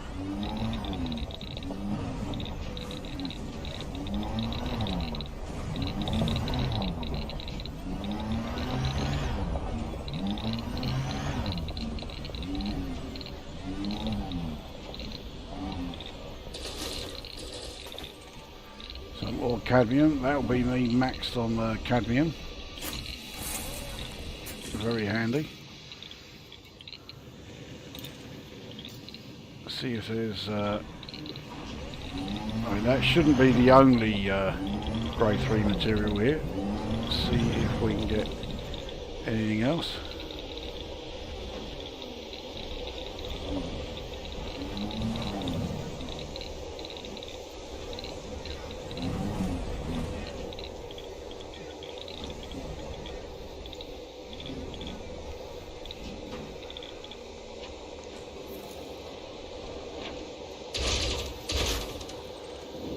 More cadmium again.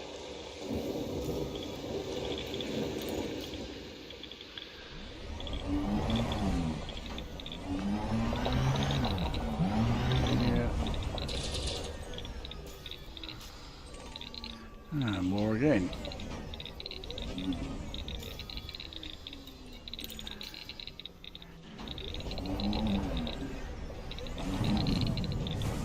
Should really only be the grade 4 material where, yeah, it's just the one type available.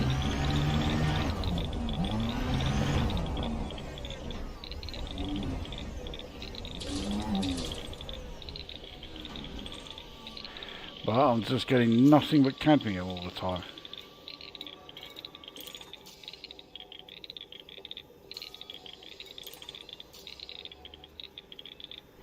Right, well, crystalline fragments are not as close as I would like. These will be grade 2s. There's quite a few grade 2 materials that I am low on. So, yeah, let's see what we can get here.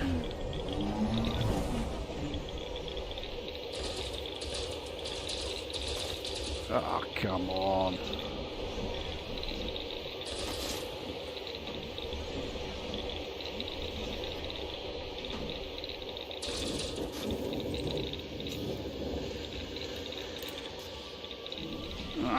manganese, certainly need.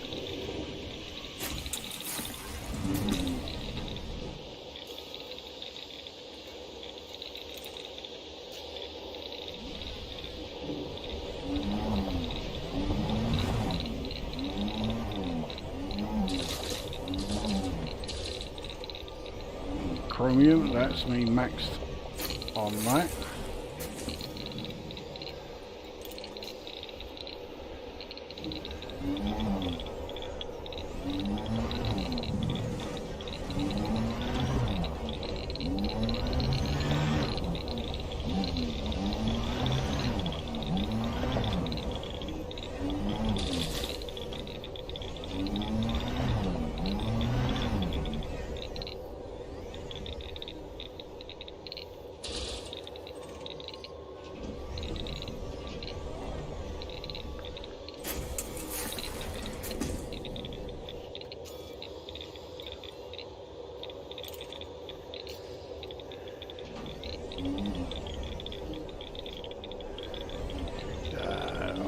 Okay.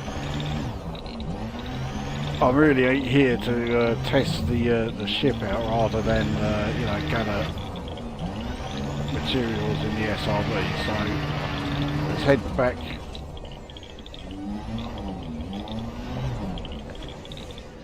Oh, okay. Let's take a look here as it is here. Except I can't because.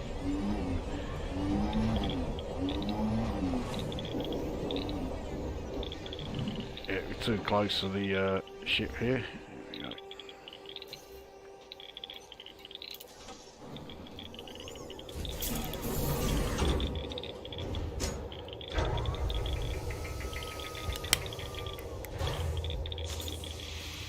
Cargo scope retracted. Right, anything else on the chat there? No. But I think, yeah, the test has certainly been the successful one.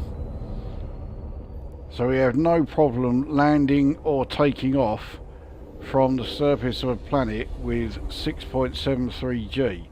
So, yeah, that aspect of the Caspian is, yeah, absolutely fine. It's also okay if we are trying to land on a planet that is like this, which is pretty sort of like smooth and flat for the most part. Yeah, the drawback with the Caspian is its sheer size, and trying to land somewhere is, yeah, you've just got to find a space that's big enough for you to be able to land in. Gravity is definitely not going to be an issue, but yeah, if the ground is even sort of like semi-rough, you're going to have a hell of a time landing. You're certainly not going to be scanning very many fungoida if you are arriving in one of these things.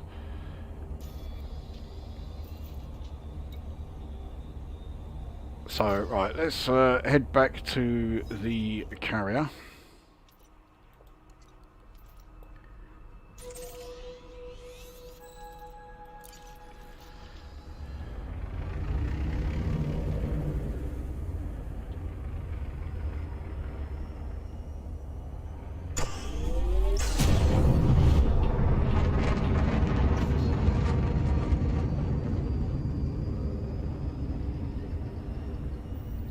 Frameshift drive charging. 4, 3, 2, 1. Engage.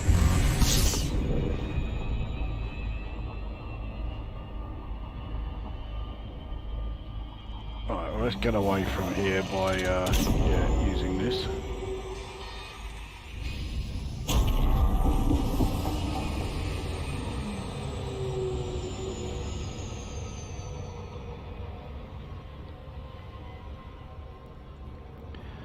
But yeah, if you get yeah, this ship, the FSD, supercharged by a neutron star, you will be able to do over 500 light years in one jump. It also uses very little fuel per jump, so if you have the standard fuel tank Drive charging. for the Caspian Explorer, it is supposedly possible for you to jump from the populated zone here to Colonia without having to fuel scoop once. Now, I've not done that, so I've not had the chance to confirm or deny it. But yeah, apparently that is the case. You can go from Sol to Colonia without a fuel scoop and you will be fine.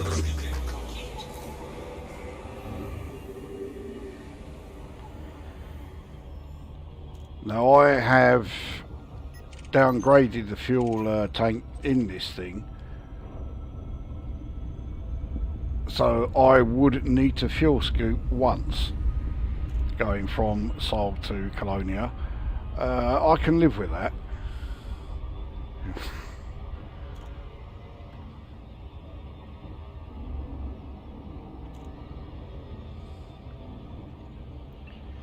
So we do have another carrier jump to do as we go from here to our home system. So yeah, that means we've got 15 minutes to wait. So if you have any Elite Dangerous or actually any questions of any kind that you are planning on posing, now would be a good time.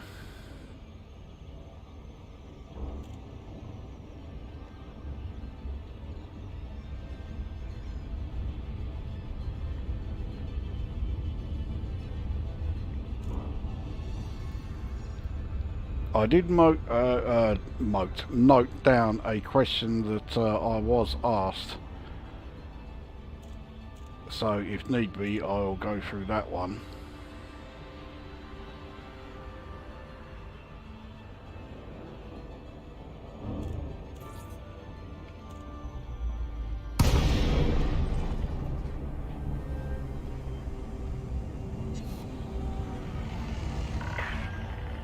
This is Flight Control. Welcome to our carrier, Commander. Permission granted. We look forward to welcoming you to our carrier.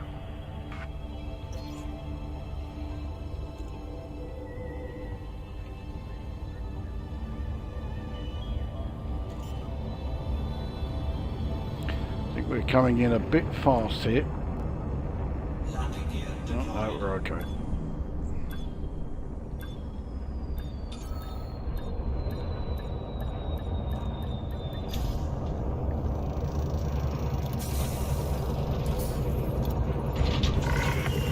Landing successful. Commence shutdown. What can we do for you today?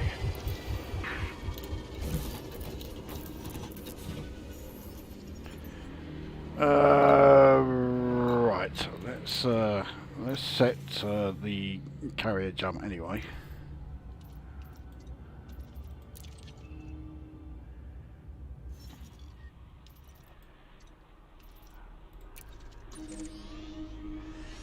So 399.74 light years. So this is where we are heading, and we will position ourselves where I always am in the system.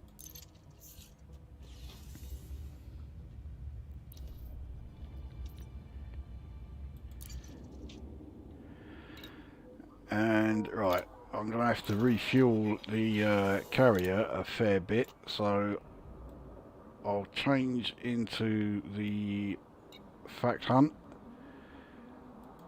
and then yeah, we'll be able to refuel no problem once we arrive. So right, where are we on the old chat here?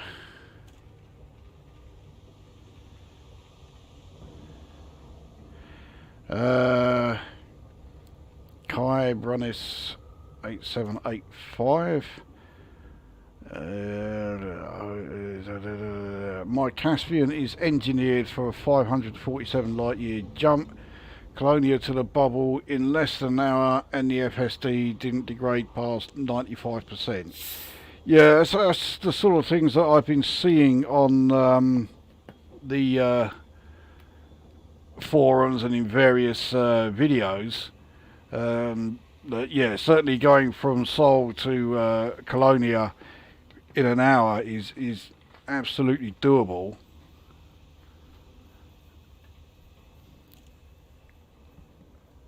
But if I was going to Colonia,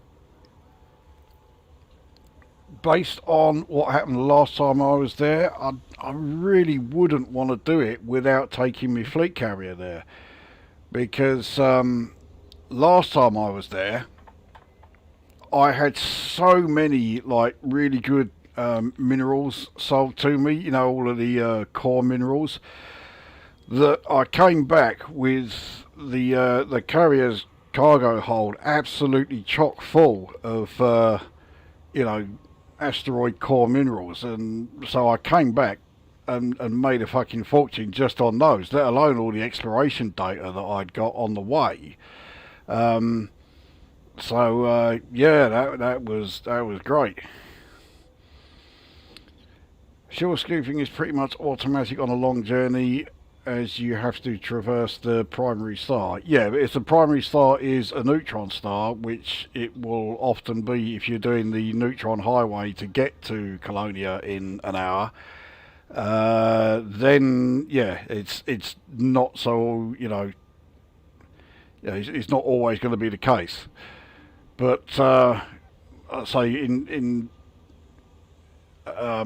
the Colonia Taxi, that would just mean, like, you know, one jump out of the way to you know, fuel scoop from a you know, whatever main sequence star it is, and then resume on the yeah, on the neutron highway again. So, you know, that one jump, I'm quite okay with doing that. You know, it's not exactly putting me out of my way.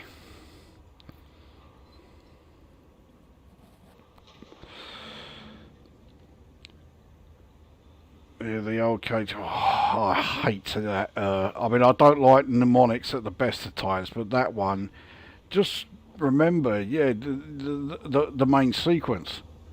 You know, that fucking KGB foam. Oh, piss off. Yeah.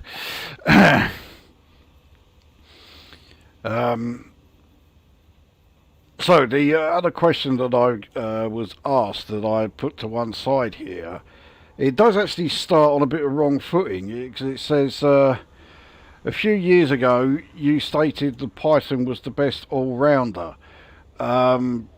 No, I didn't. I said the Python was the best all-rounder if you really must land at outposts. And even then, nowadays, I certainly wouldn't say that. But anyway, that's what the question goes on to say. With all the new ships added, do you still think it is the best all-rounder? No, not by any stretch of the imagination. The problem with the Python is it's just really boring. So, yeah, I would pretty much fly almost anything else than a Python. It's not that I think the Python's a terrible ship. It's not by any stretch. It's just, yeah, really boring.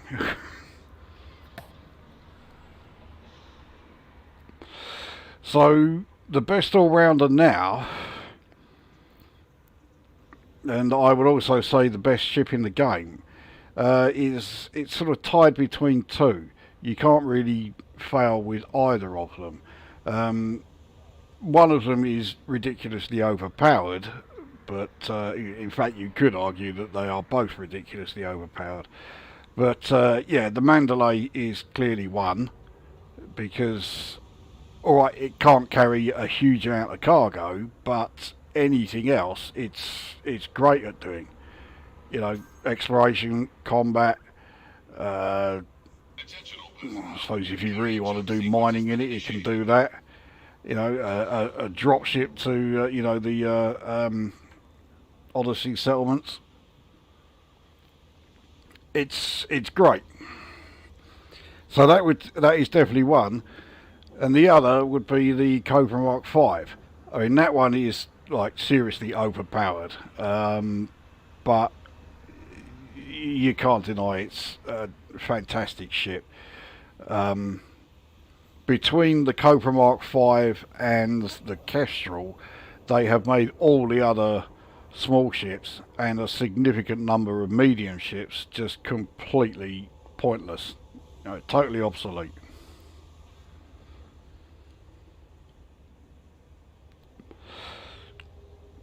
So yeah, Python is very much out of the running as far as best ship in the game or best all-rounder in the game. It's between the Mandalay and the Cobra Mark V, and really you can toss a coin as to which of those two to get. But nowadays, yeah, you really need at least one of each, and you really should have at least one of each.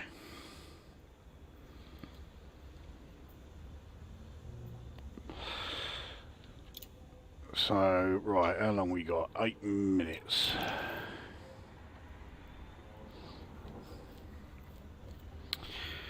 Any more? No. Okay.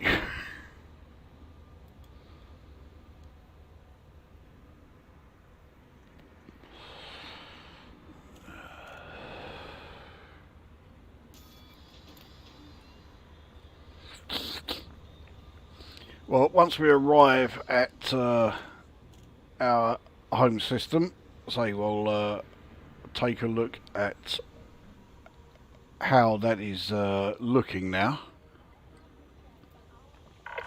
Pretty sure I've already said that the plan is to build on all of the sites available as far as surface sites.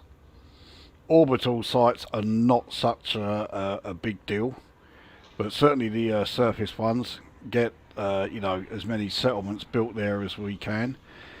There's now only 10 spaces left, so yeah, not a hell of a lot. And I have been asking the squadron, including Erodian, because even though the game won't let him back into the squadron, he is in the squadron. Yeah, if there's anything they particularly want to see built in the system on top of what's already in there, then just let us know. Because, yeah, even though we've got these 10 spaces, I don't really have anything like concrete as far as what I plan to build on those 10 spaces. I mean, we do already have, I think it's 37 settlements in the system, so yeah, we're not lacking. And we certainly have plenty of variety as far as the settlement types.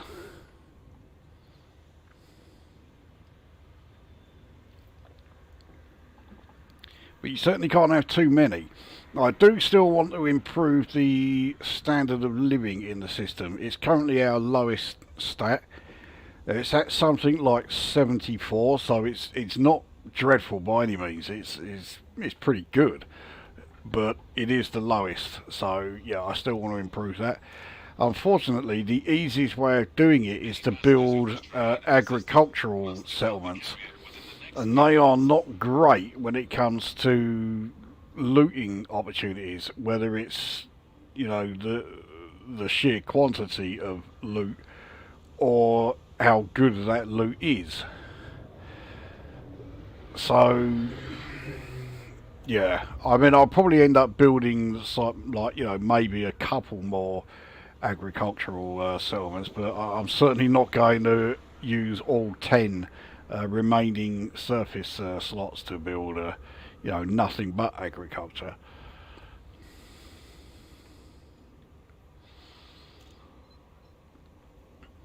Do you have a Kestrel? Can't remember. Yep, I do. FD have just tweeted a metallic lavender Lynx paint job. Yeah. I think they released that a while ago. They've also released it for, well, it's certainly available for the Kestrel, but it could be available for all of them. I think they call it Amethyst. Anyway, yeah, my Kestrel is, yeah, right there, the Plank the Yank. So it's fitted with, yeah, dual small pulse lasers with rapid fire modification, and 3 pacifier frag cannons, which all have a high capacity magazine and various experimentals. It's a fantastic combat ship. You probably wouldn't use it for anything else, but to be honest, you don't need to, because for everything else you've got, like, you know, a Mandalay or a Cobra Mark V. But yeah, as far as you know, just out and out combat, it's, I mean, it's pretty much unbeatable. You cannot choose a ship that's better than it. Well, unless you start, you know, going ridiculous and choosing, like, you know, Anacondas and Fed Corvettes. But like I said in the last stream, if you're going into a hazardous extraction site and you need to use, you know, a Fed Corvette, then combat really isn't for you, you know. Services are offline. Market access is unavailable until the jump is complete. But in terms of firepower, shield strength, armor strength, the Kestrel outperforms a significant number of medium ships, let alone small. It outperforms all of the small ships. You know, it pisses over them from a great height. So yeah, it is monumentally overpowered, but yeah, if you've got one, it's a great one to have.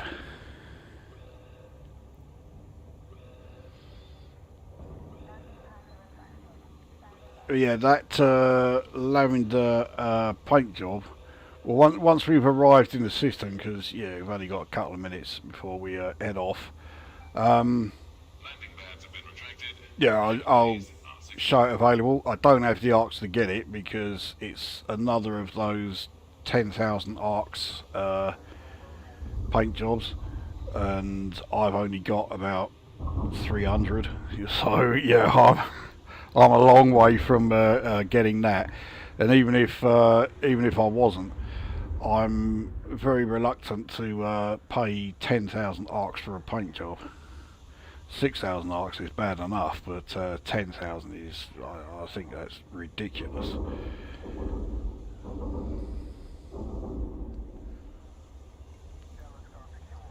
I can feel my back absolutely starting to seize up, so I'm going to take a couple of my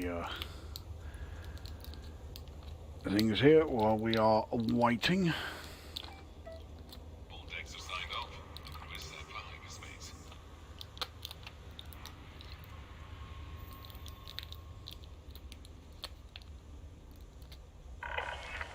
Attention all ships. Our carrier is ready to engage the frameshift drive. Please move to a safe distance. All decks are signed off. The crew is set for hyperspace.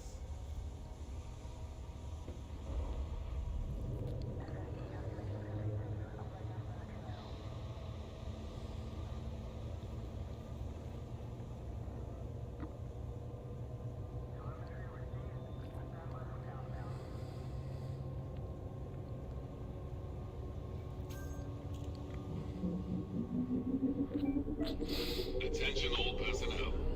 The frameshift drive has been engaged.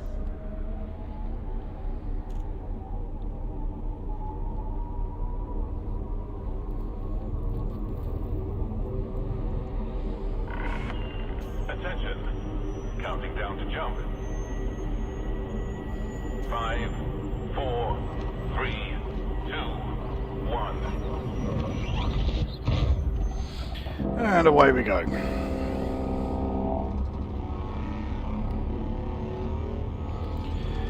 No, I won't have one of those. I'll treat myself to a proper fag. Fnar, fnar.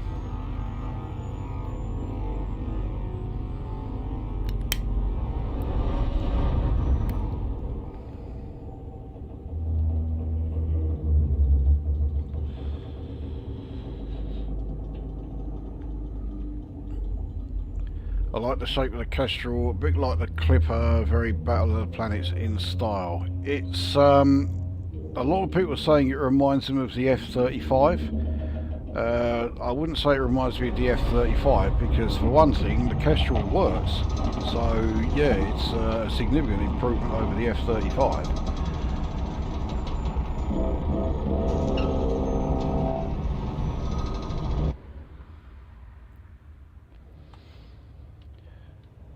So badly done, that audio glitch where it just cuts completely and then you wait a bit and then it comes back again. There you go. Security checks have begun. Attention. Lockdown protocols have been lifted. All services are now Right, how much tritium do I need to bring on here? So 467. Right.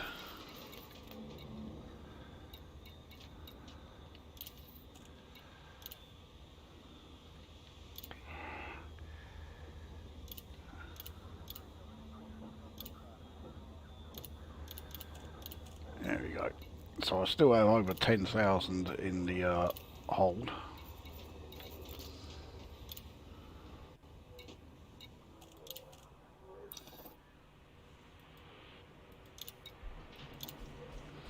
There we go.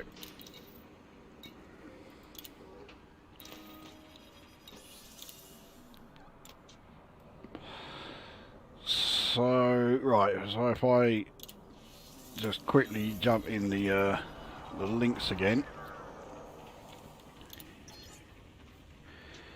And if we take a look at the livery.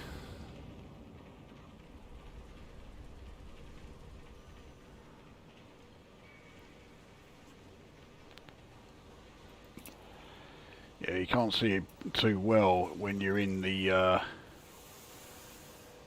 carrier, but yeah, that's the amethyst paint job there. I mean, it's not bad. I mean, it doesn't make your eyes bleed like a couple of yards. I mean, look at the state of that. And then if that's not bad enough, then yeah, how about this? Oh, Jesus Christ! Purple, white, and yellow. Or yeah, blue, pink and white. Oh, bloody hell. I didn't actually mind this one, but yeah, as always, it's part of a pack. And I'm not paying 16,800 for, you know, whatever that pack is. So I just, yeah, got myself the Strato Blue. And, yeah, away we go. But anyway, yeah, that's the amethyst for the yeah, for the Lynx. So it is also available for the Kestrel, and I'm pretty sure if it's available for those two, it's probably available for all of them. So right. So now we're here, I'll jump into one of my Cobra Mark 5s, the Grated Puffin.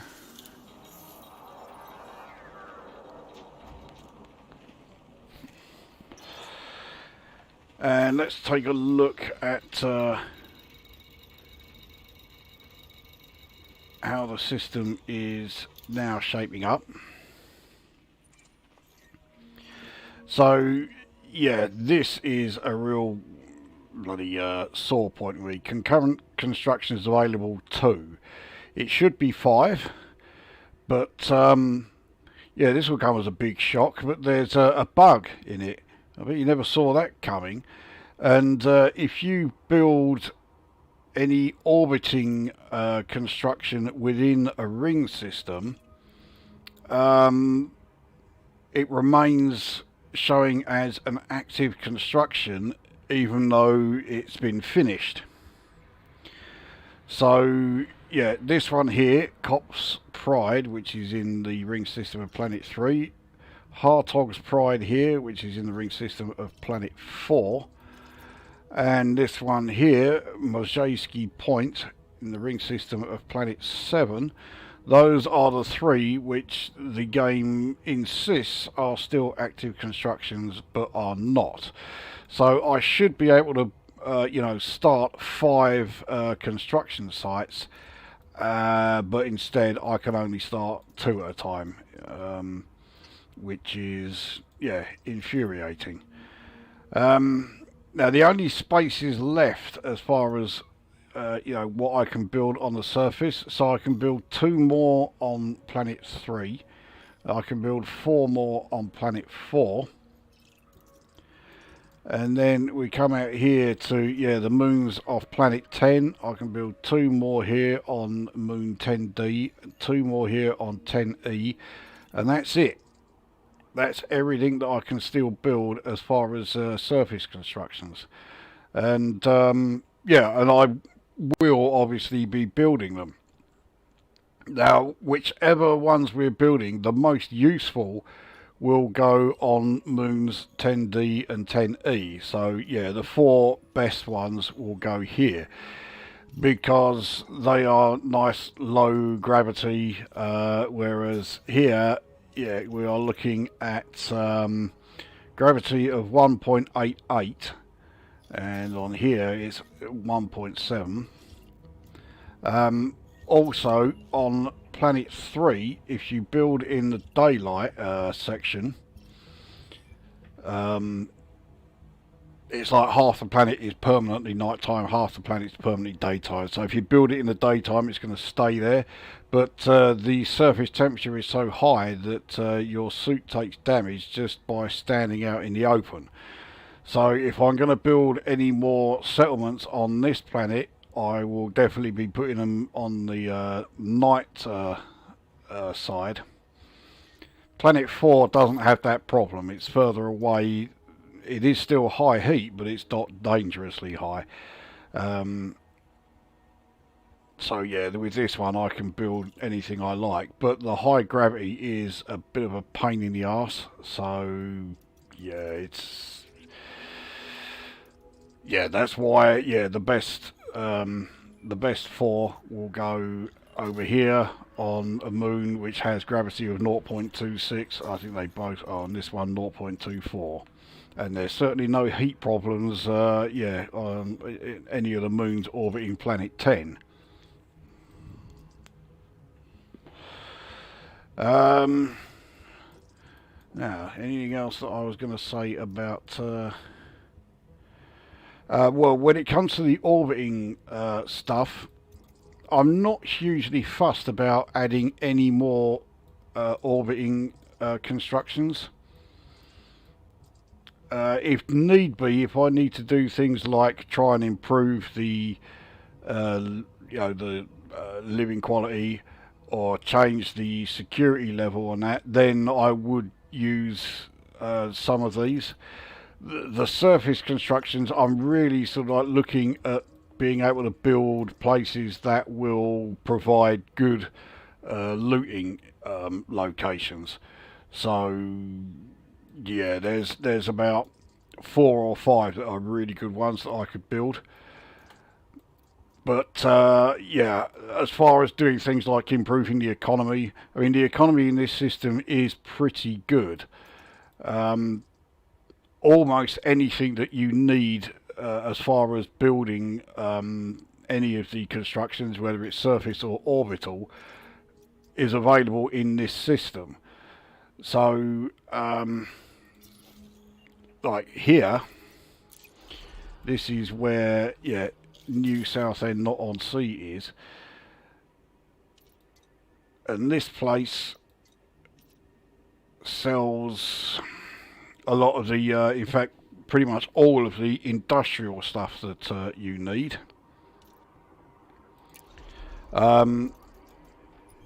The asteroid base here, Lukozer Central, this sells all of the extraction based stuff that you need.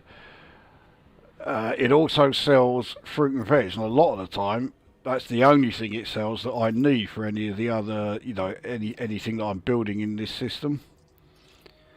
Fortress Lukozer is the main spaceport in this system. This sells everything that is available from refinery and also from high-tech economies. And then finally here we have the fantastically named Ponce Honor, and I will prove to you that I did not name it this, because if I click on rename facility, I'm not going to, but I click on custom, it's still saying that it will cost 5,000 arcs to do it. Now if I had written, I'd come up with this name myself, that 5,000 arcs cost wouldn't be there. So yeah, this was the name that the game chose for this place. But this place has again the refinery economy, but that includes the refinery items that are only available in surface. So that's going to be stuff like your CMM composites and your ceramic composites. So they are available here. And okay, food-wise, I've not got anything great, but if you're building a tourist site and therefore you need a load of booze, again, that's all sold here. So the only things I'm missing are you can't get battle weapons here, you can't get combat stabilizers here, and you can't get any of the food-based stuff other than fruit and veg you can get here, and food cartridges you can get here, but none of the others. Those are the only commodities used in building any kind of construction that you can't get from this system. So yeah, there's a lot of stuff that I built here and can still build here that yeah, we haven't got to go anywhere outside the system in order to actually build them. Everything we need is available right here. Has there been much activity on the squad carrier? Very little. I'll come back to that in a sec. It's a horrible bug. Maybe CIG and FG are time-sharing the same pool of school leaver devs. It's very possible. I found that on Planet 3 it started melting my suit as soon as I disembarked. Yeah, the heat on Planet 3 is a bit high. So it's fine if you're on the night side, but yeah, on the daylight, not so great. Now, as far as what's been happening on the squadron carrier, yeah, not a great deal. But in the squadron bank, unless they've all been taken. Actually, it looks like, yeah. So we have got some commodities that, well, for a while anyway, were not available in this system. So you've got 51 muon images, 116 power generators, 275 water. So for a fair while, these were not available in this system. They are now. But yeah, we basically were storing a lot of the commodities that we needed for building here, and now it turns out we don't need them anymore. So I mean, we may even end up just flogging these. And then, as far as personal assets, I mean, you're in the squadron, so you know if there's stuff here that you need because you're still like upgrading suits or weapons, yeah, this is all here. All these things are currently available, and they get added to fairly often. So I mean, look, you've got 41 manufacturing instructions there. They're the things that everyone always seems to need.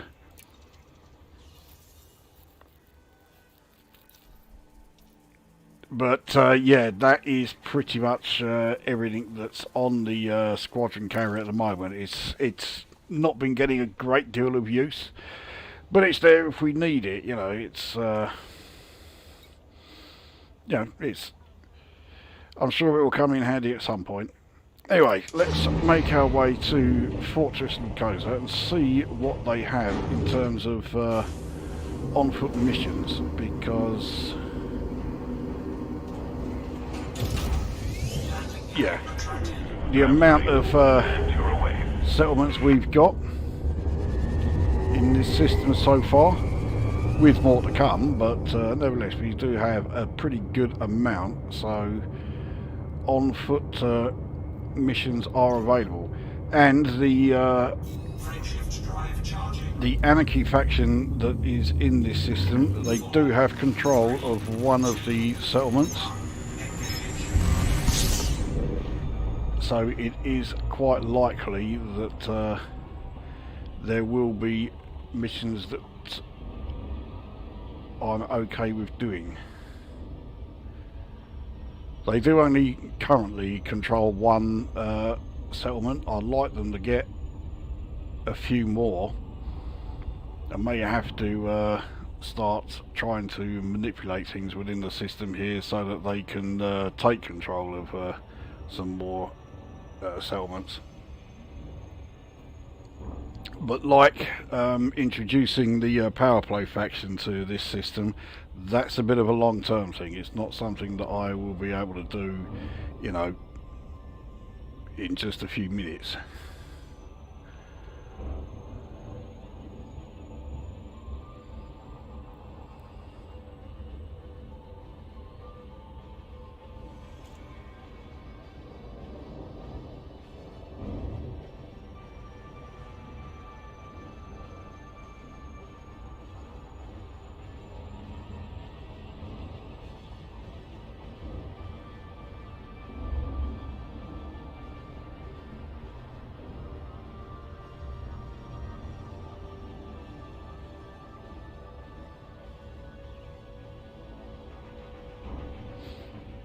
Now, one other thing that I am considering doing, it is semi long term, is that once all of the surface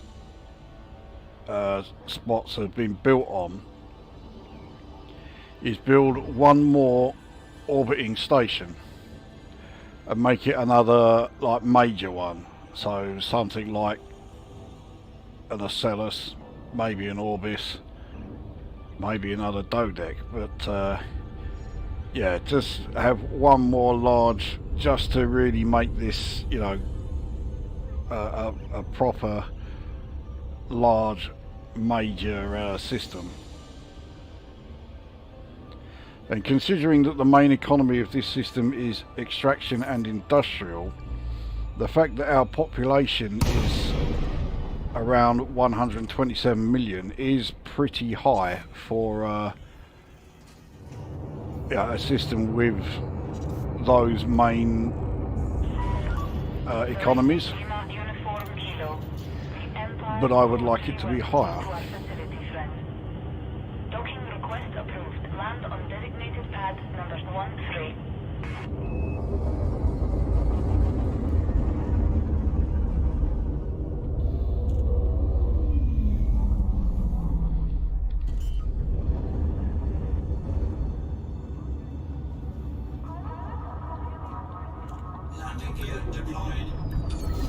That was a bit fast coming in.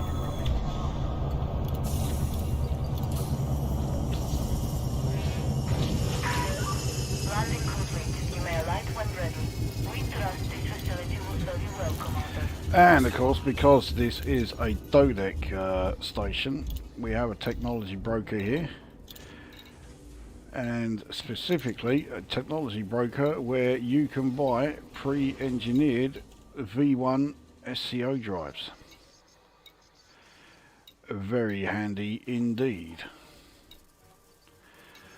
And all classes are available from class 2 up to class 7. So I wish there was a class 8 available. I would definitely get them for me Caspians, but yeah, it's not.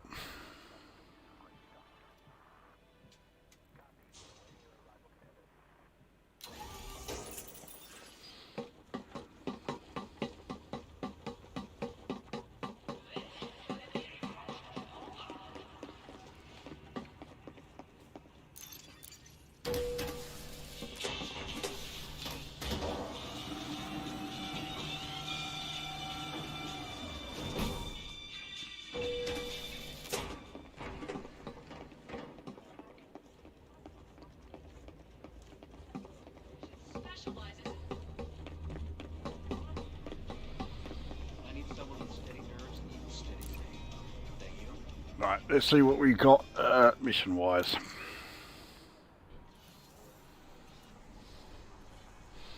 So I'm not yet allied with everyone here. These guys nearly. This is the Anarchy faction.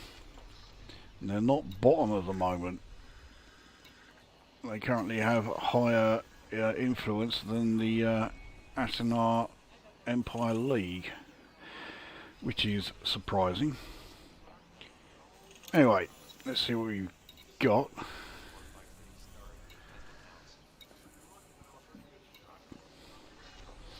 Now that is okay. Let's just take out any 17.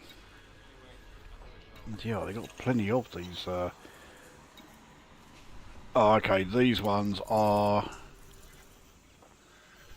Oh no, it is just take out any of them. Oh, this is in a different system. That's why.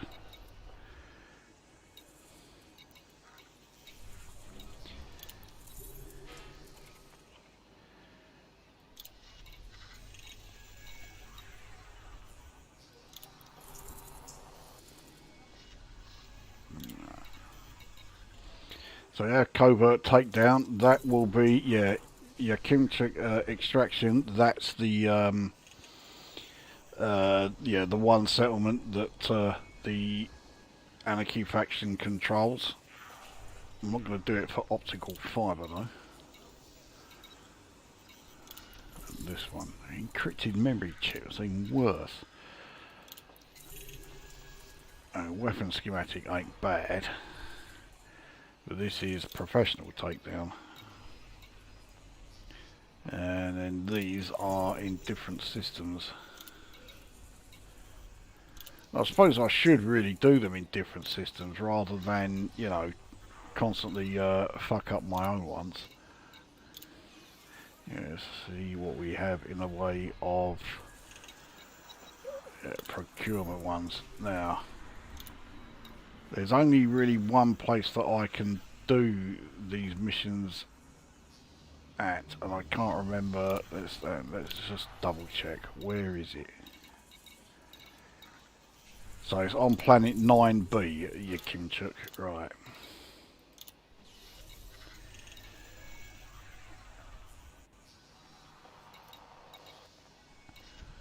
There aren't any missions for planet 9B, so yeah, none of them will be okay. Let's have a look at this one. Ah, this is in a different system.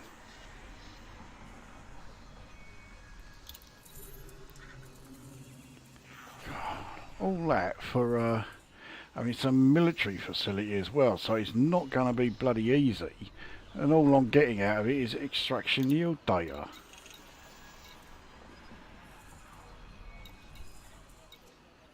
Yeah, it's not great, is it?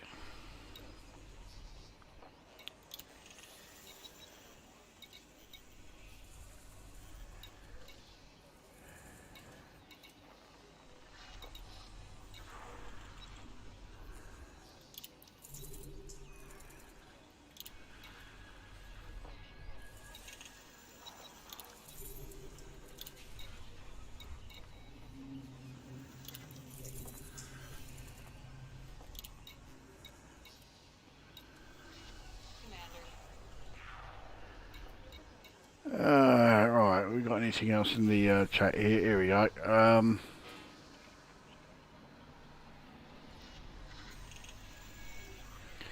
We've been quiet for a little while, but heading off now. Thanks for the chat earlier. Enjoy the rest of the stream. That's Liam Willis, filmmaker, done.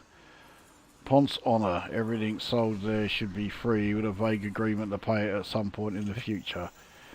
I mean, Ponce Honor, it's, I mean, how much honour does the average Ponce have? Probably not a lot. So, yeah, it's a name that don't really work.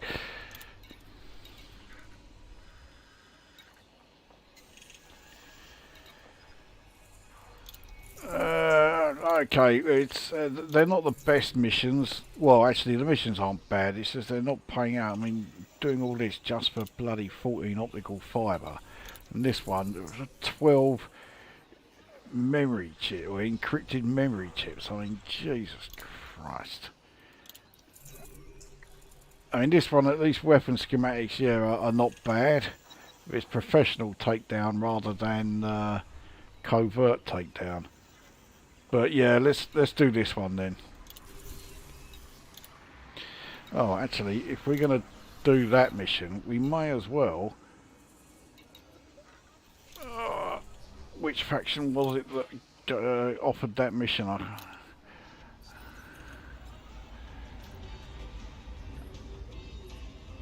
I think it's there. Right. Mission provider is the Achernar Empire League, right.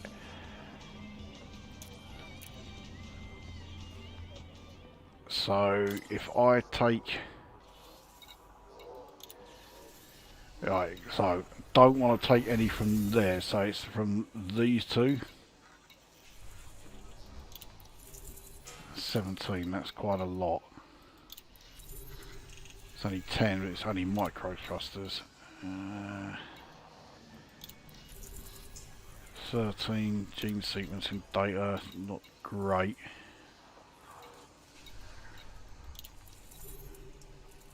That's only 8, right? So we'll have that.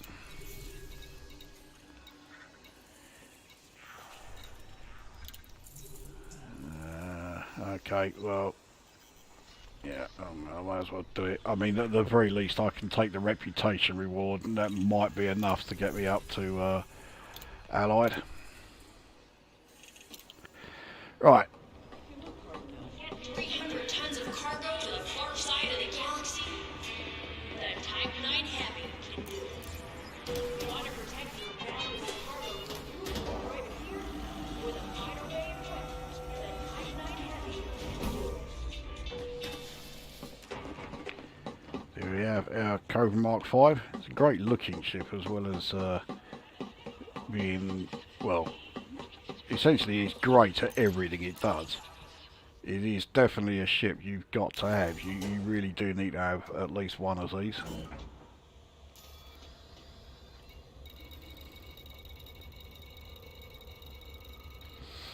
Alright, here we are. Let's get underway.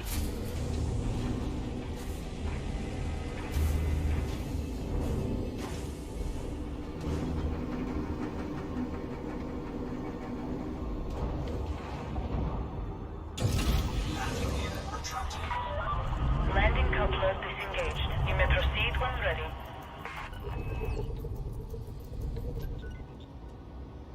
Frame shift charge detected.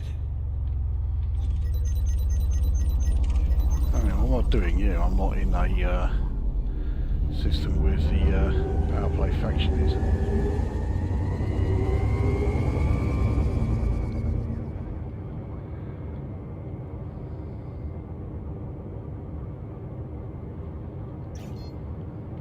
Frame shift drive charging.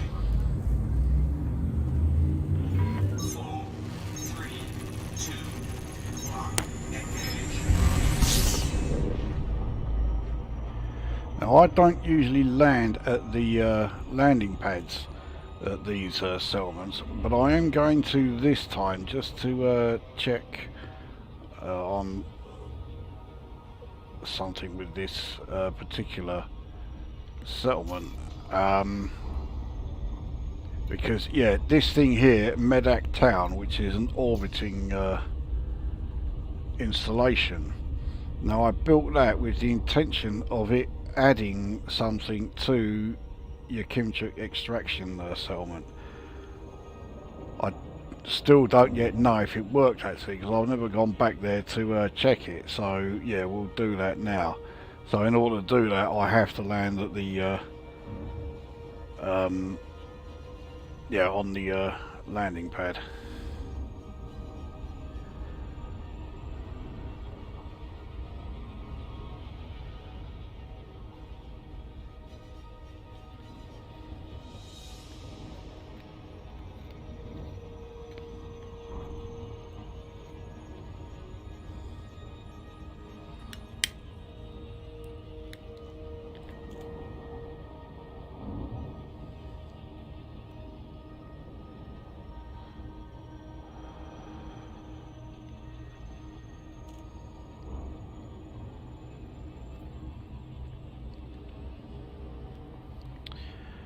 Mick DC has arrived.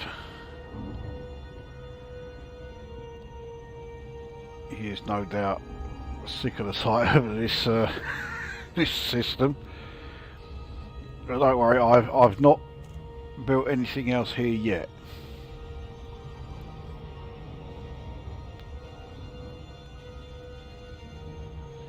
But we are going to check out how this one is.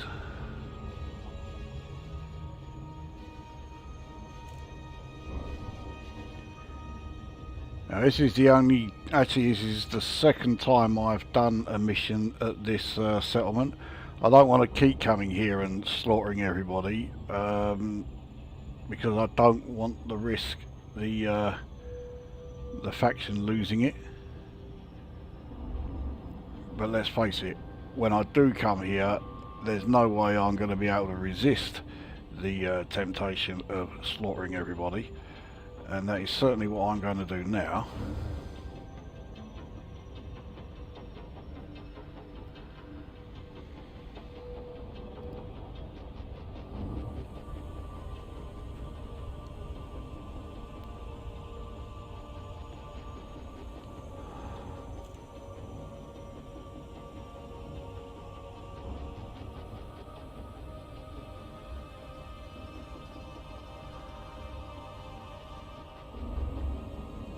Well, this planet is certainly, or this moon I should say, is certainly not tidally locked, because when I had this settlement being built, it was right in the middle of the daylight side, so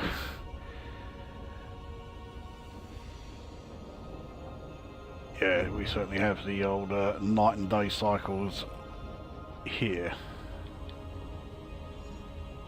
Orbital flight engaged.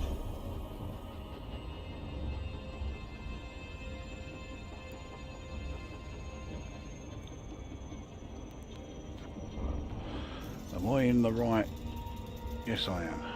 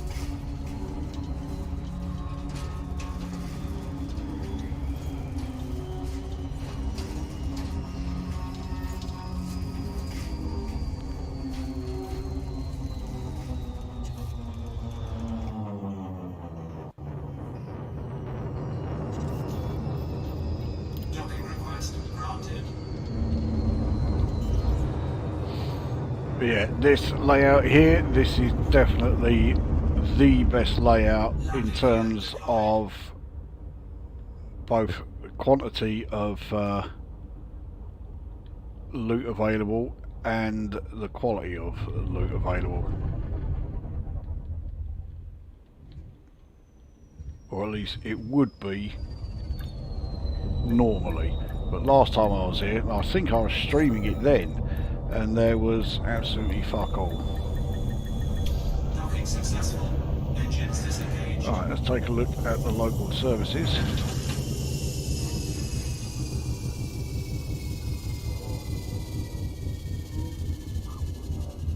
Right, well, that thing that I built that's orbiting has made a bit of a difference. I am pretty sure the mission board and the commodities market were not here, but I was hoping the universal cartographics was. So we may have to build something else in orbit above this moon, if there is space. Let's just have a quick look and see if there is room to build anything else in orbit.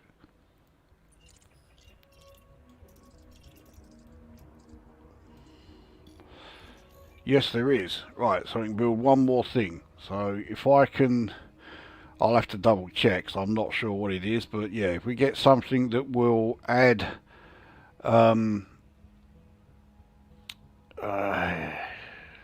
universal cartographics to the planetary bases that it's orbiting, we'll stick that there, so that then we can sell cartographic data here, which means we'll be selling it directly to the Anarchy faction, which is definitely something we want to be doing. Anyway, let's get this mission done.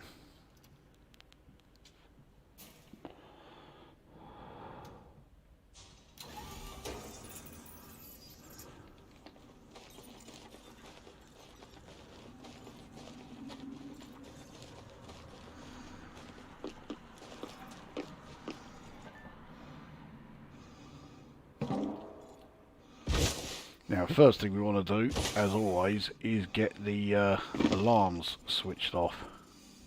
And they're right over the other side.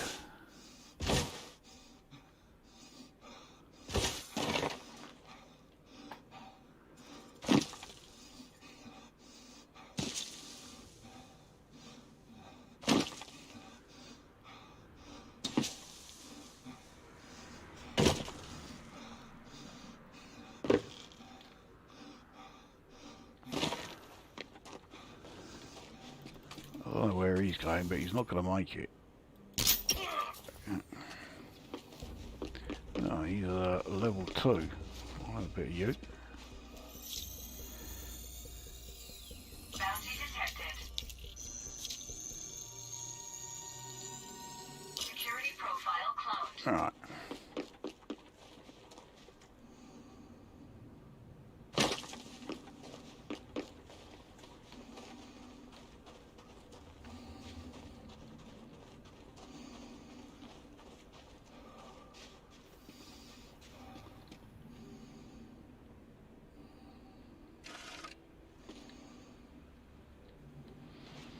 Now there's someone, someone going here.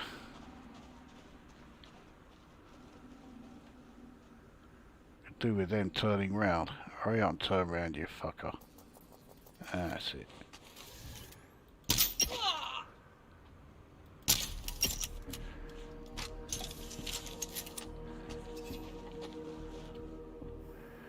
Well, this cunt who's just left that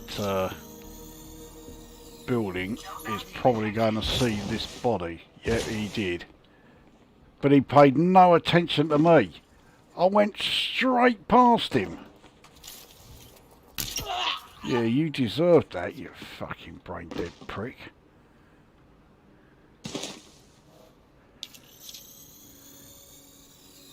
Bounty detected.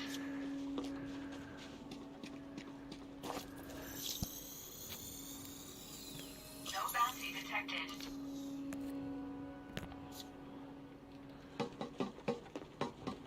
Right, so this is where the alarms are, so...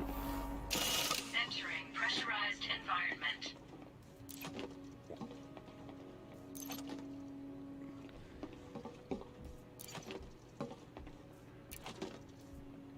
Weapon components always handy.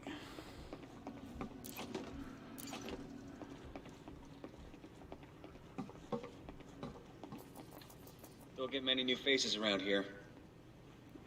Yeah, you do. Now, if that was me standing right in front of him, he'd be saying, "Why are you so close?" all the fucking time. But it's all right for him to do it. I wonder if he ended up with, yeah, getting blasted at point-blank range. Right. No one else here, so we'll turn off the alarms.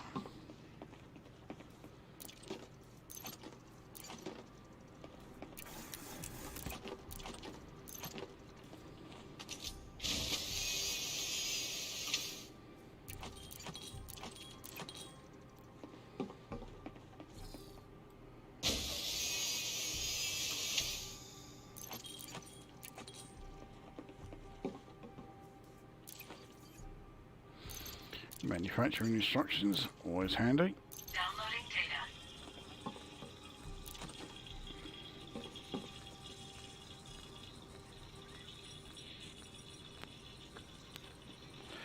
So this Hardy we have to take out. They will almost certainly be in the warehouse, the other end of the base.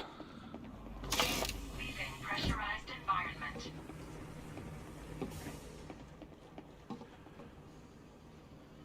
Don't think anyone else is going to be out around here.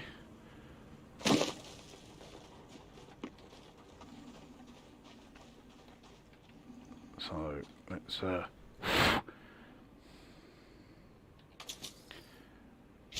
what we've got in the way of power supply in here, or the power regulator. That's a good one.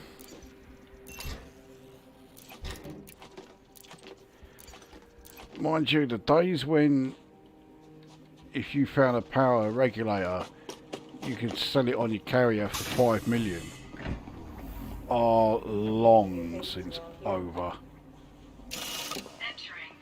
I'm now selling my power regulators on my carrier for I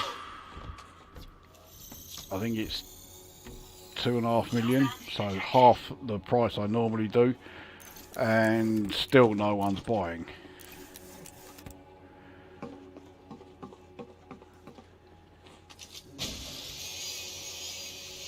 So I have no idea why they're not buying them. So it used to be, you know, you could set them at maximum price and they would still sell, you know, straight away.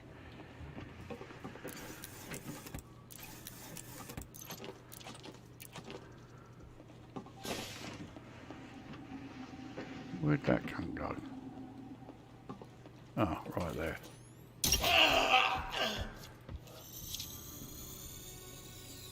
No bounty detected. Right, let's check this end.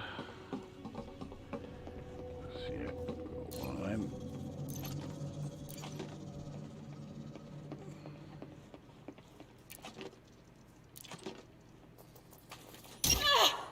Mission status updated. Oh. Oh, okay, no, that's what's just one of the, yeah, kill X number of, cunts. Right. So now we'll come back this way, because, yeah, here's the second. 2 sample containment units here. And this should be a good locker with a lot of decent stuff in it. Well, it could have been a lot better, but I have seen worse.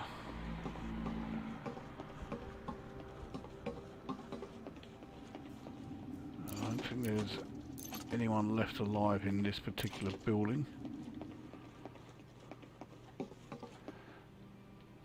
Nope.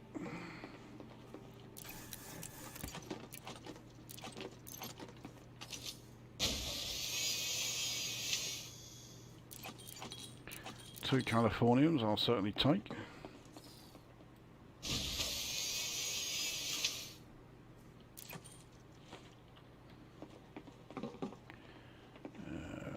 Right, I think that's everything in that room.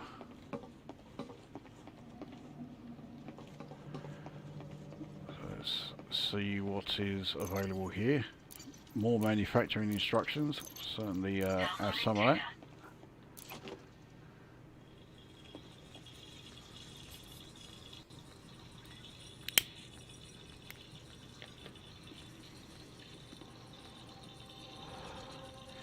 And Peter has arrived as well. Transfer complete. Carto data to hand in there would be very handy. Yeah, definitely. Because the other thing is, if we are going to have to manipulate things around this system in order to get this lot to control more settlements, then having something like that, which would be a quick and easy way of rebuilding our reputation with them, because yeah, our reputation with all of the factions in this system is going to get completely shot to pieces. So yeah, having an easy way of rebuilding it, i.e. selling cartography data, yeah, will be very useful.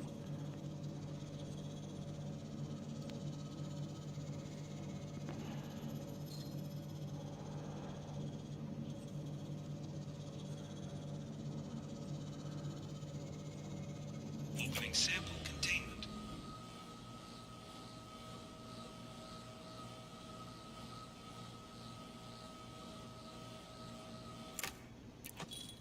Alright. So the next one over here will be opening pretty soon.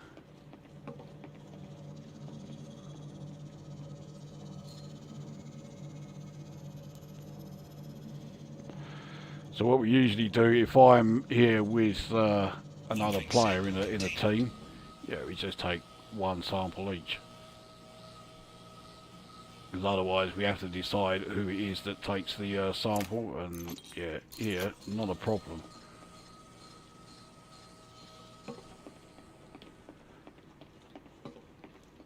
Well, it's not a problem if there's two of you. If there's three of you, and I think I've only, like, on a couple of occasions done any of these on foot missions with three, then yeah, that can be a bit of a headache.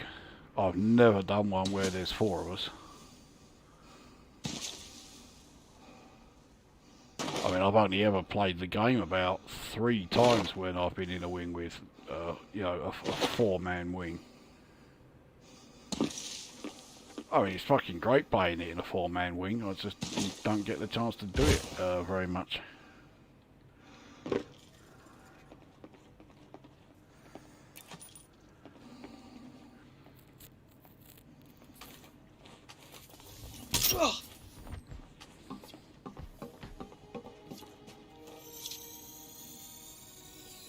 Bounty detected.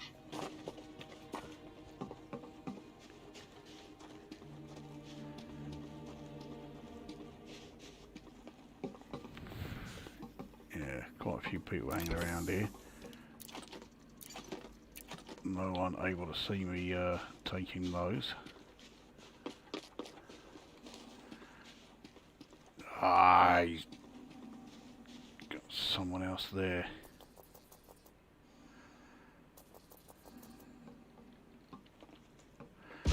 They were now both heading towards me, so...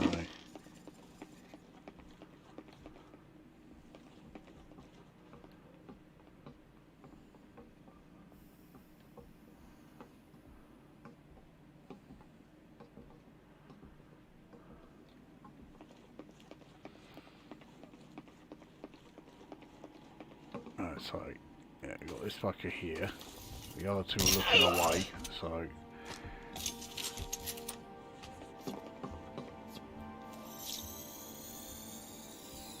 Bounty detected.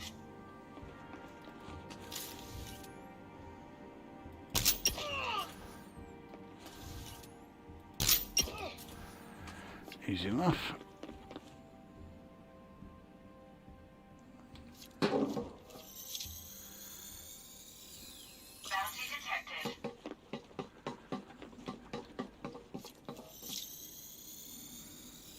That's the other thing that is pretty good about this particular layout. A lot of really good loot here, and it's not particularly difficult either.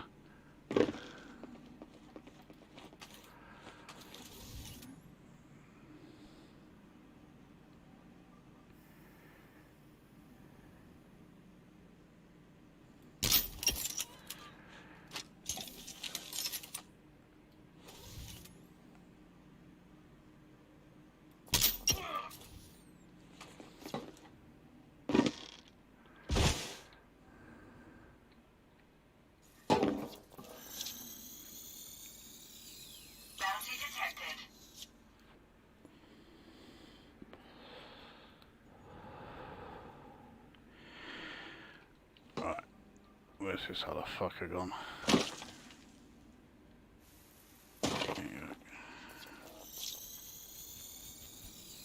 Bounty detected.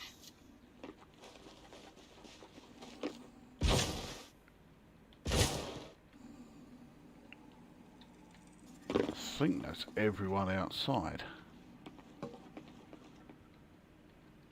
So, okay. Let's see if there is another decent regulator in this one.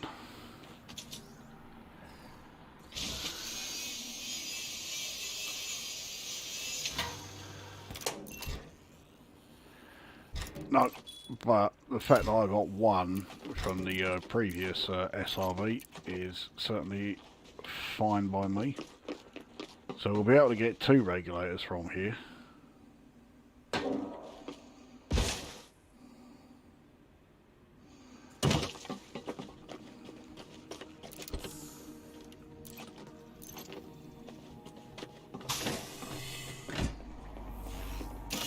Entering pressurized environment.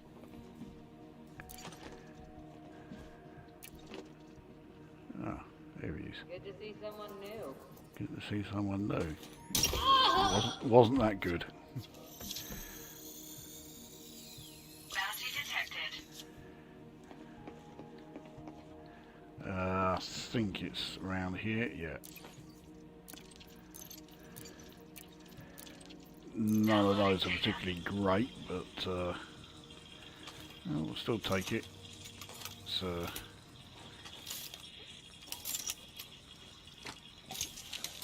resupply ammo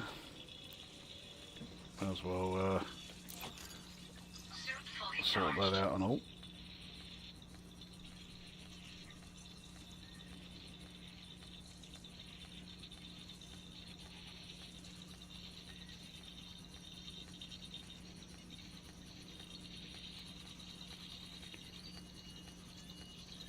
Transfer complete.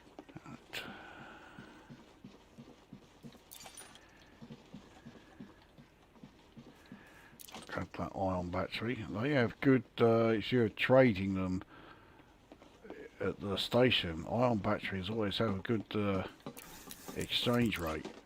So even though you keep finding them all over the place, it's not because they are worthless.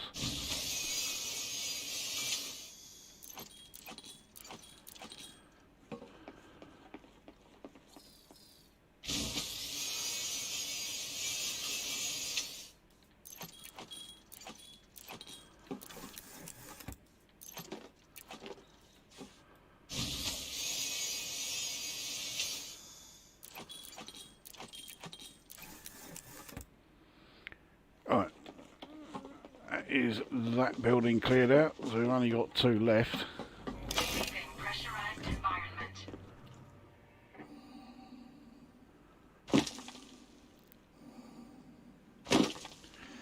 So this is where our target will be. Yep, there they are there. So there is old Irma Hardy. Because it's a professional takedown, yeah, their shields are always going to be up.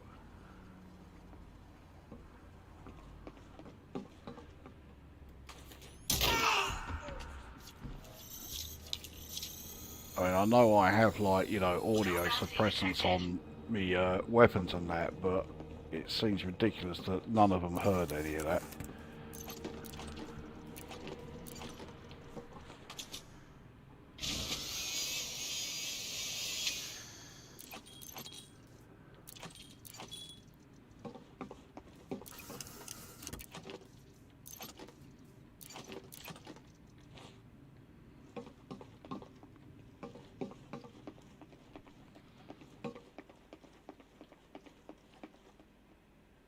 Yeah, all the good stuff here is at the other end. Downloading data.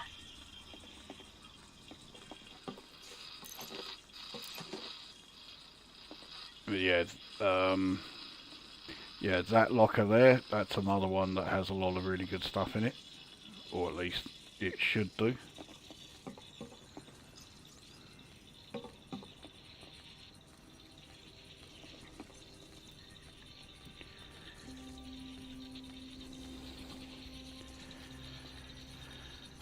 Off-topic question. When you think your PC is ready for Train Sim Classic again, I'm replaying your old vids for a bit.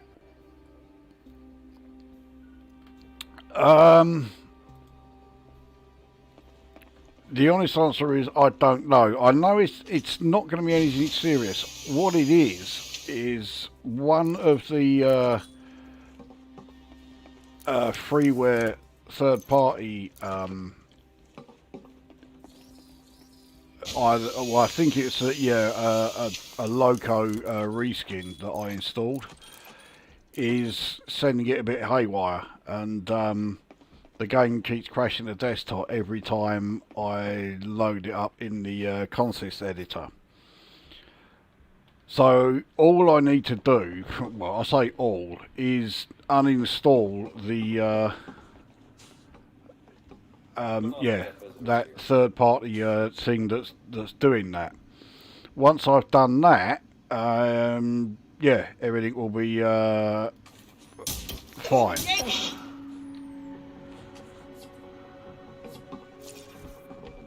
So he just stood there. I mean, surely they cannot say he didn't hear that.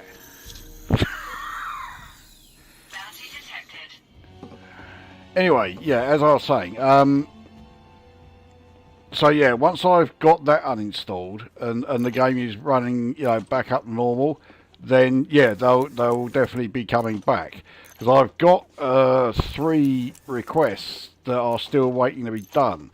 One is from Jim, who wants me to do a reenactment of the Great Train Robbery, which is certainly an unusual request. I haven't had that sort of thing before.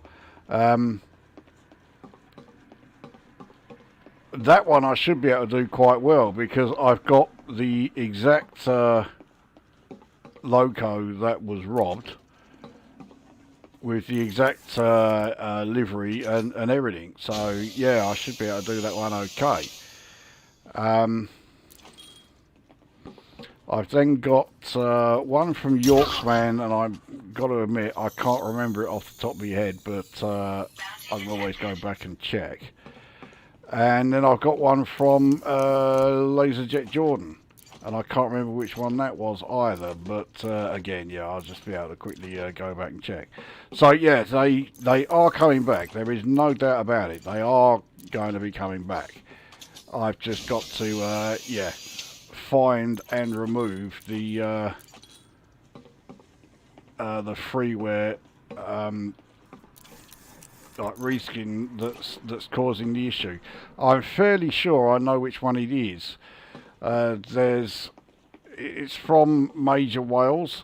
It's actually quite annoying because it's one that I really wanted, but it does seem to be causing a lot of aggravation, and it's not just me that it's happened to. There's been a lot of people who have reported it, and it was a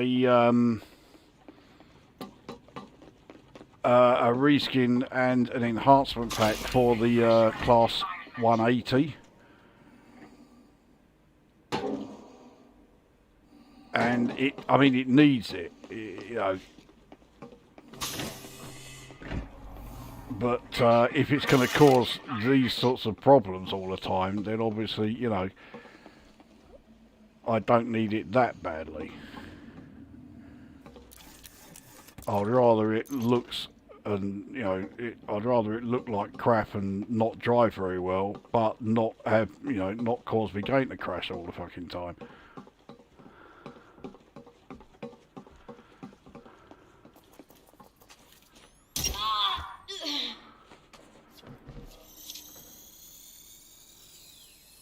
I'm guessing no one heard that either. Security profile cloned.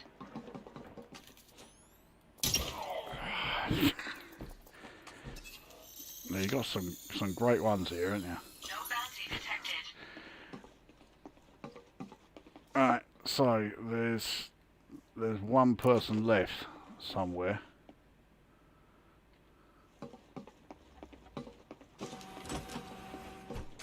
I thought they would be in here, but I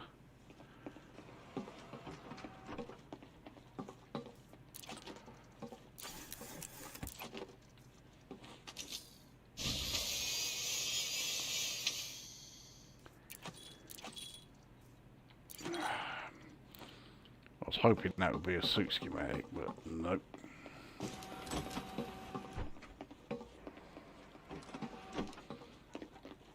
Let me just double check that there is anyone left. It looks to me like I may have killed everyone, but yeah, okay. So normally there are 2 people in here, but sorry, there's normally 3 people here, but this time there was only 2.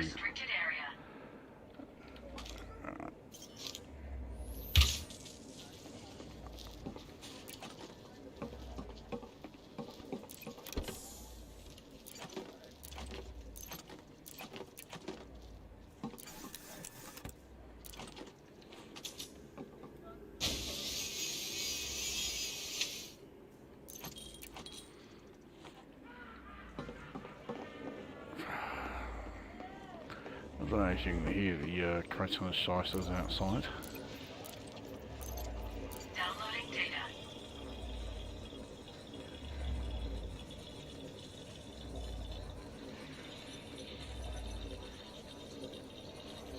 Transfer complete.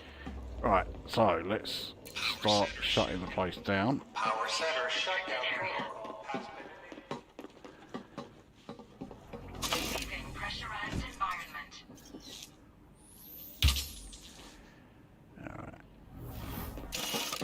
Entering pressurized environment.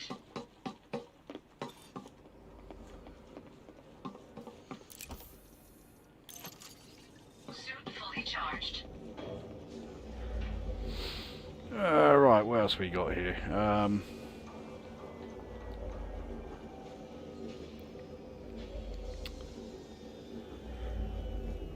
Okay, today I rewatched the Class 503 again. 503. Was that the old, I think that's the one that used to run in around Liverpool, and I had it running somewhere in Kent on this one. Gotta run, we'll watch the rest on VOD later. No worries. Just remember to reboot your PC before recording a ride. Yeah, it's something I will definitely need to do. I simply shut down my PC every day when going to sleep. So I can't do that because I use my PC to be playing white noise while I'm sleeping because I need that to drown out my tinnitus. Otherwise, if I'm trying to sleep in a room that's completely silent, it fucking drives me loopy. So yeah, I need something to drown it out. So my PC is on 24/7.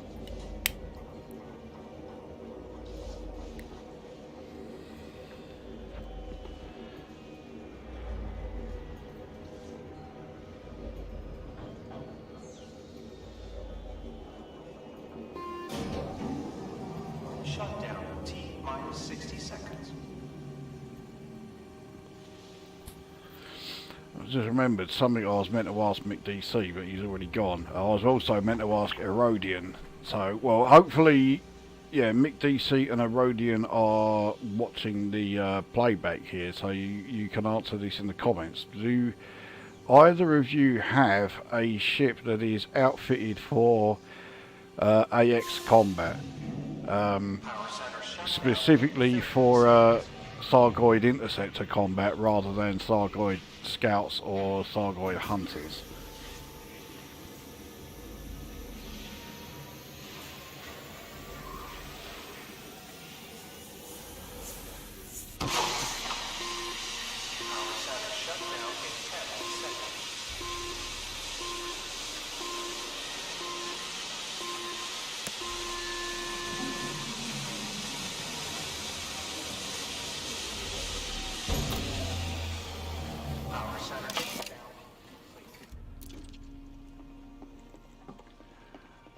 Right, so that's the second regulator that we have.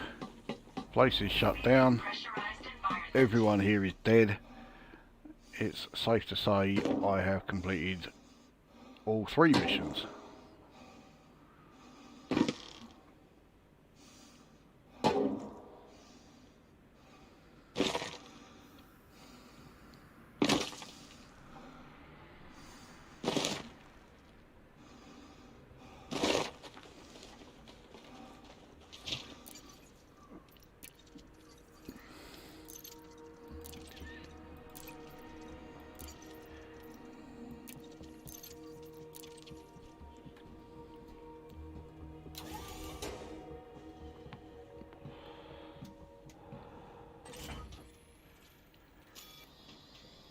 Right, back to Fortress Lukozer.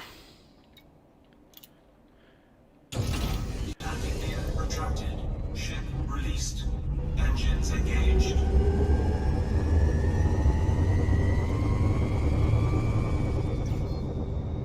Frameshift drive charging.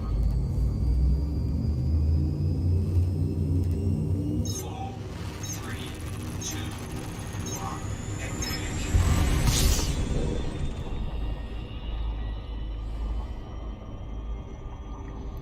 Right, anything else in the chat? Nope. Right.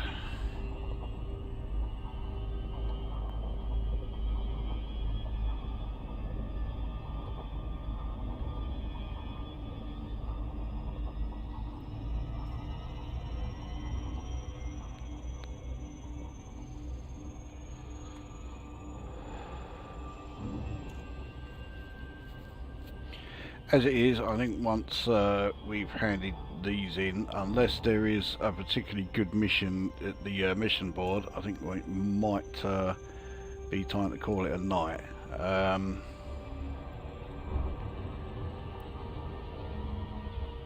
And certainly by the time the next Elite Dangerous stream is done, we should have all the surface settlements built.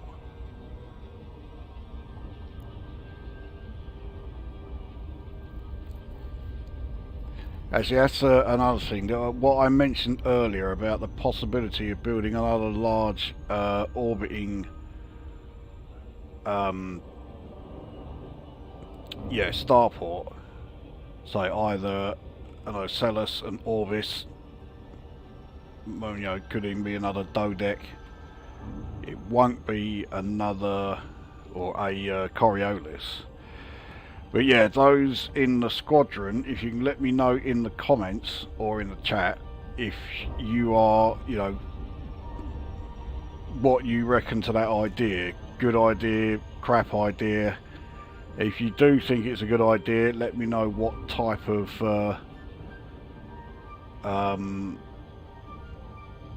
what type of starport you think would be the best type to put in. So that would be Jim, Mick DC, Herodian. Well, anybody else who's in the squadron who watches these, but I'm pretty sure those are the only 3 in the squadron that do watch these. So.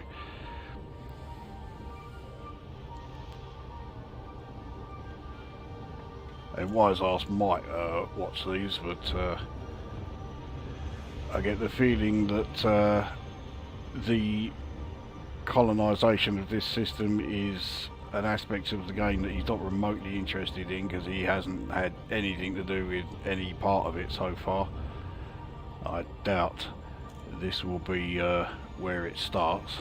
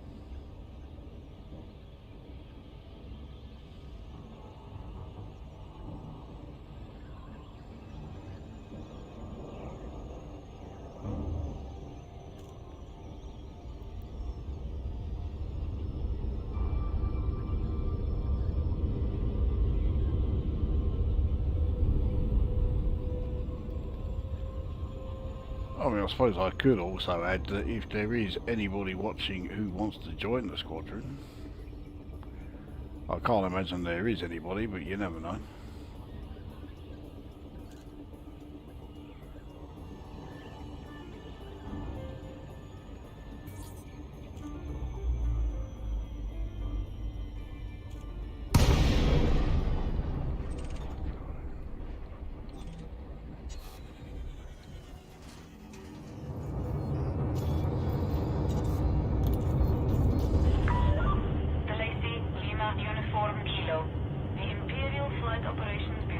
Welcomes you to this station, Commander.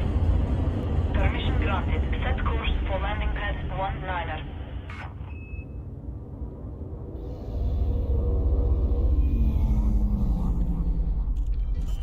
19 right at the back.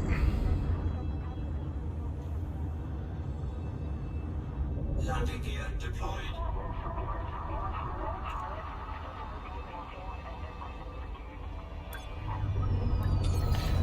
As just a tad fast.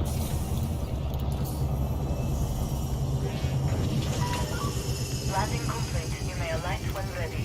The Imperial Flight Operations Bureau wishes you a pleasant and productive visit, Commander.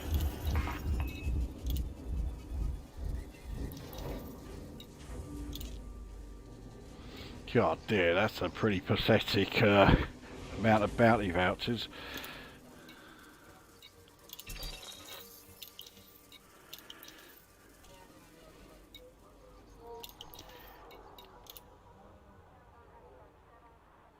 Right, we'll cash in and then see what we can trade these the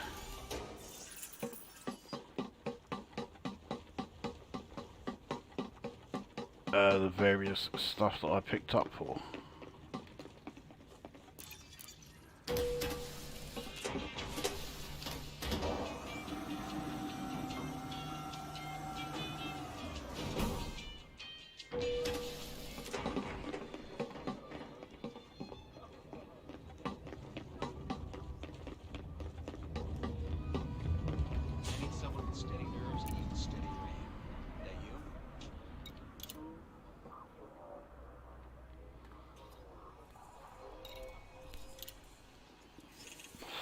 Alright, well, definitely take weapon schematic there.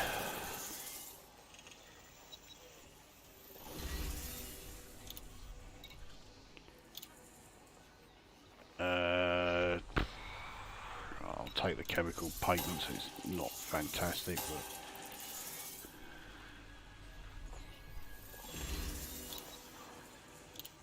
And this one, yeah, we'll take the reputation. That will surely put us into allied with them.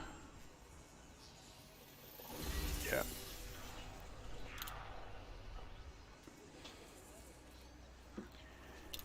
So now it's just the Silver Posse is the only lot that we are not allied with. Can I help you, Commander? Trading? So feel free to browse my wares. Right, didn't get a great deal of chemicals, but then it was a extraction site, so yeah, that's no surprise.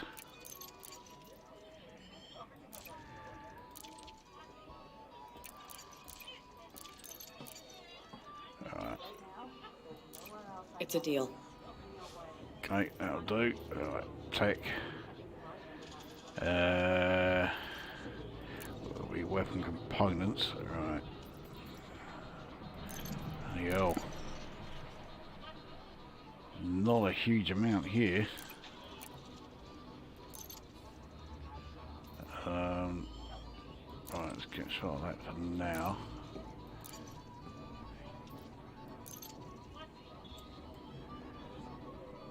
Jesus Christ.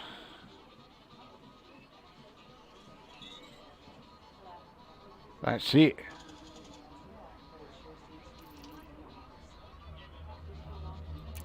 Interesting choice. Yeah, oh, okay. I really did not get very much this time. Right. Now here we should do alright. So we want to get this up to at least 80.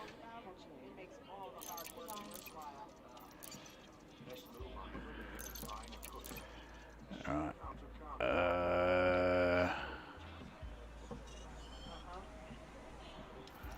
Okay. You got it. Now, okay, right, let's get one more.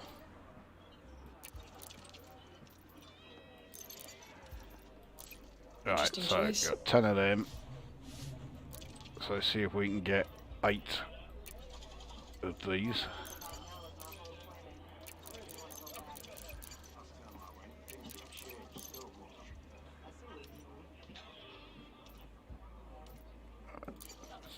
For now.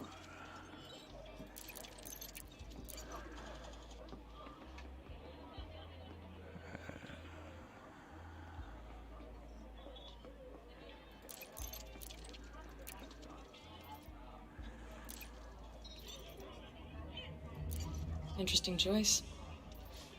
Okay, get one more of these.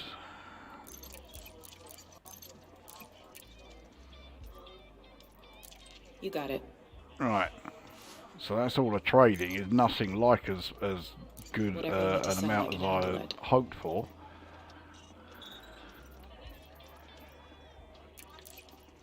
Yeah, 4 Californium certainly isn't bad. Nearly 500,000 just in those. Won't bother with the G-meds.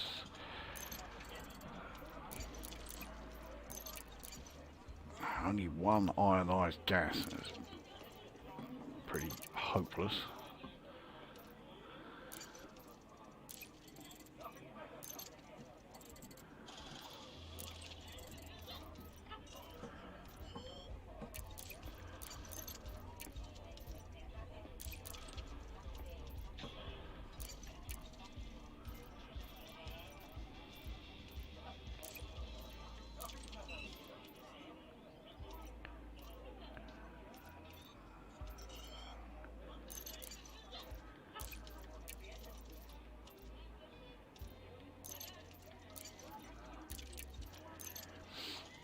Well, 1.8 million Just what I was looking do. for. Gets us up to 350 million.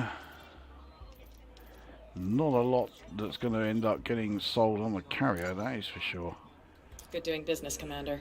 I felt much better since I left my old system. Maybe it's the changes. Alright, let's see if there is anything great here. It's got to be something really good though, considering, yeah, it's just gone 11.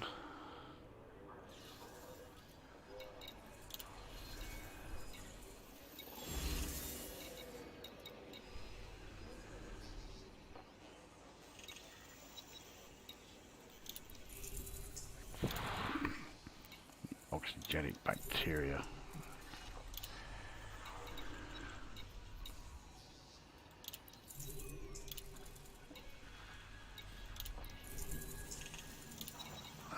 Right, so nothing there about procurement.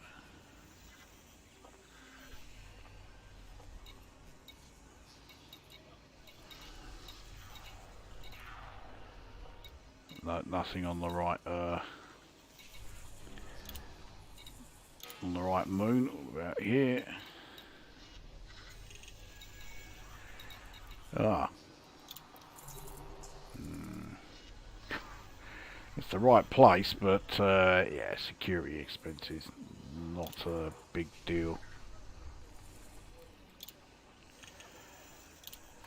Okay, well, there we are. Let's head back to the ship and see how we finish up.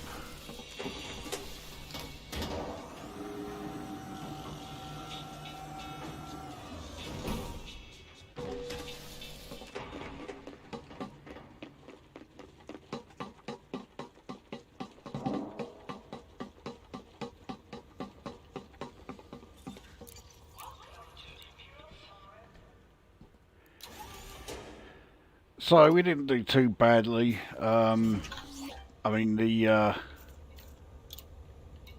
rescue mission that paid over 40 million, yeah, certainly did. Yeah, did us okay. So it means that yeah, we've contributed 114.7 million to the yeah, to the CG event. there is a chance that I may go back and do a few more. Not certain, but yeah, may well do.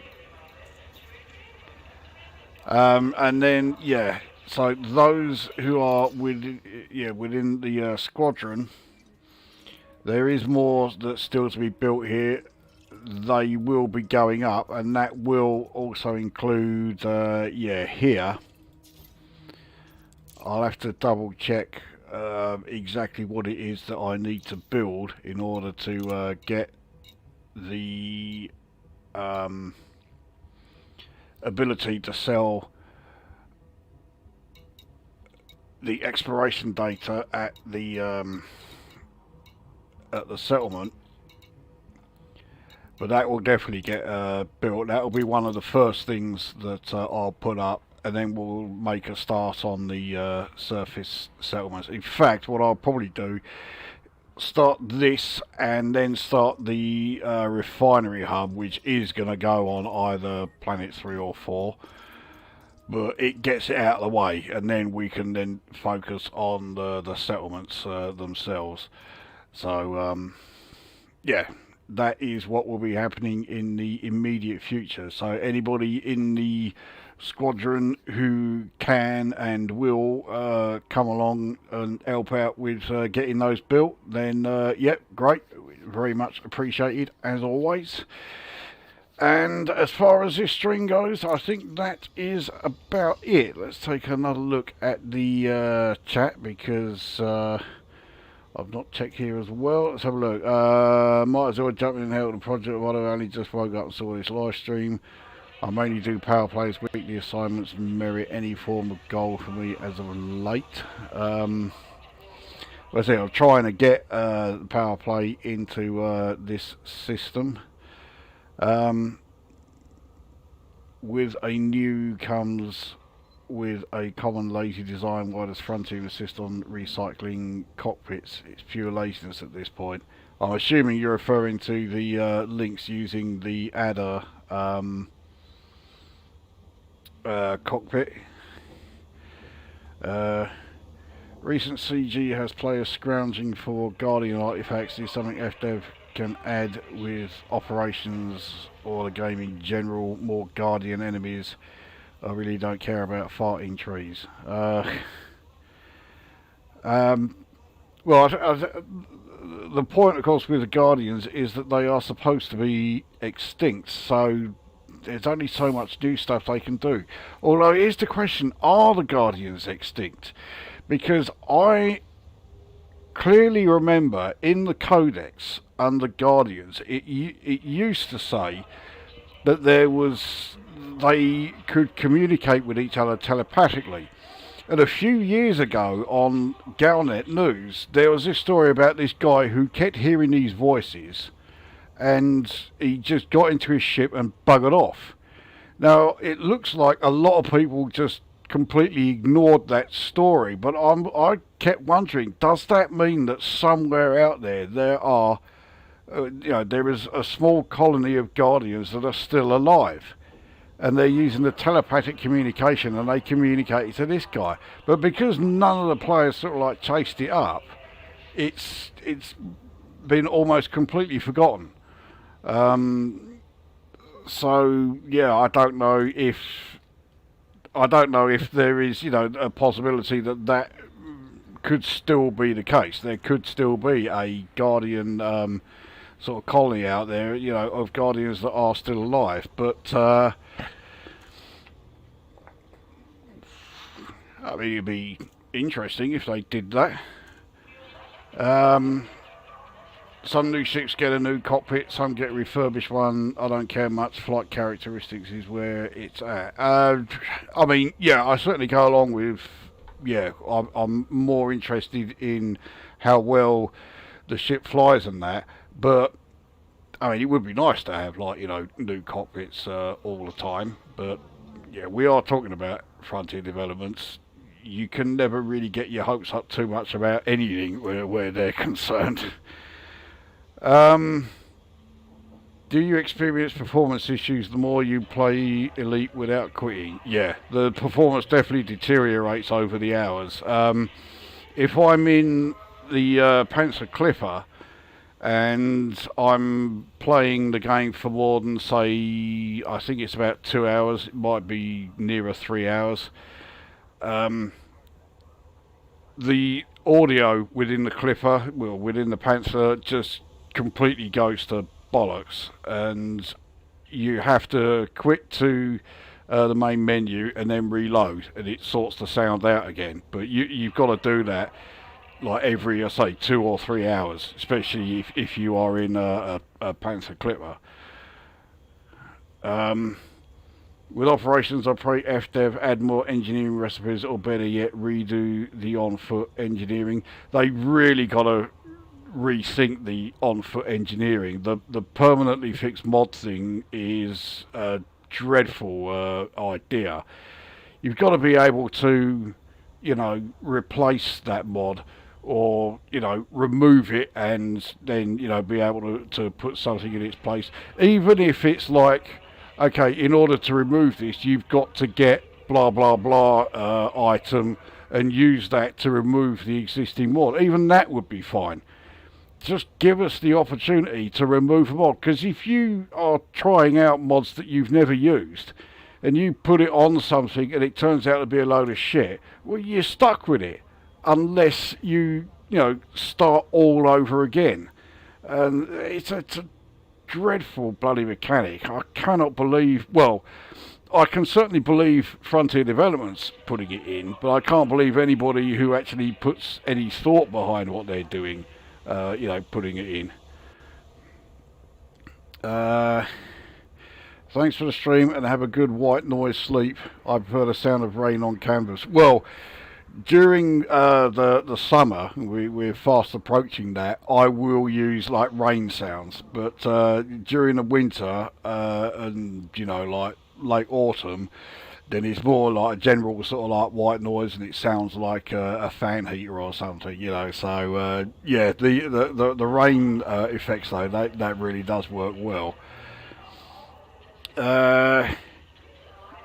You still have the Guardian AI, which is or hasn't been woken. I mean, there is that. So, Guardian drones to protect the ancient sites may not be the only constructs still active. Yeah, I mean, yeah, that is certainly true. There could well be more, and I suspect there will be more.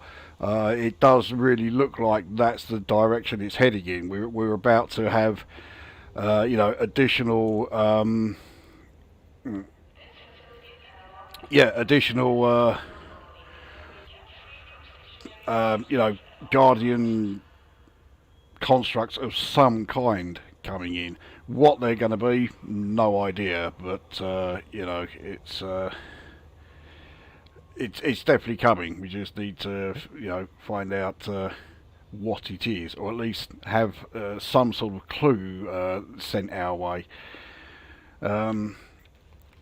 Australia is about to have the worst El Nino on record. Going to be very dry this winter, God, and very dry by Australian standards. Yeah, that's going to be that's not going to be great. I've seen burn off over the week. My state is clearly preparing. I have no idea which state are you in Western Australia? Whenever I think of parts of Australia that is particularly hot and particularly dry, I always think either Northern Territories or Western Australia, but I suppose really it could be like, anywhere in the country.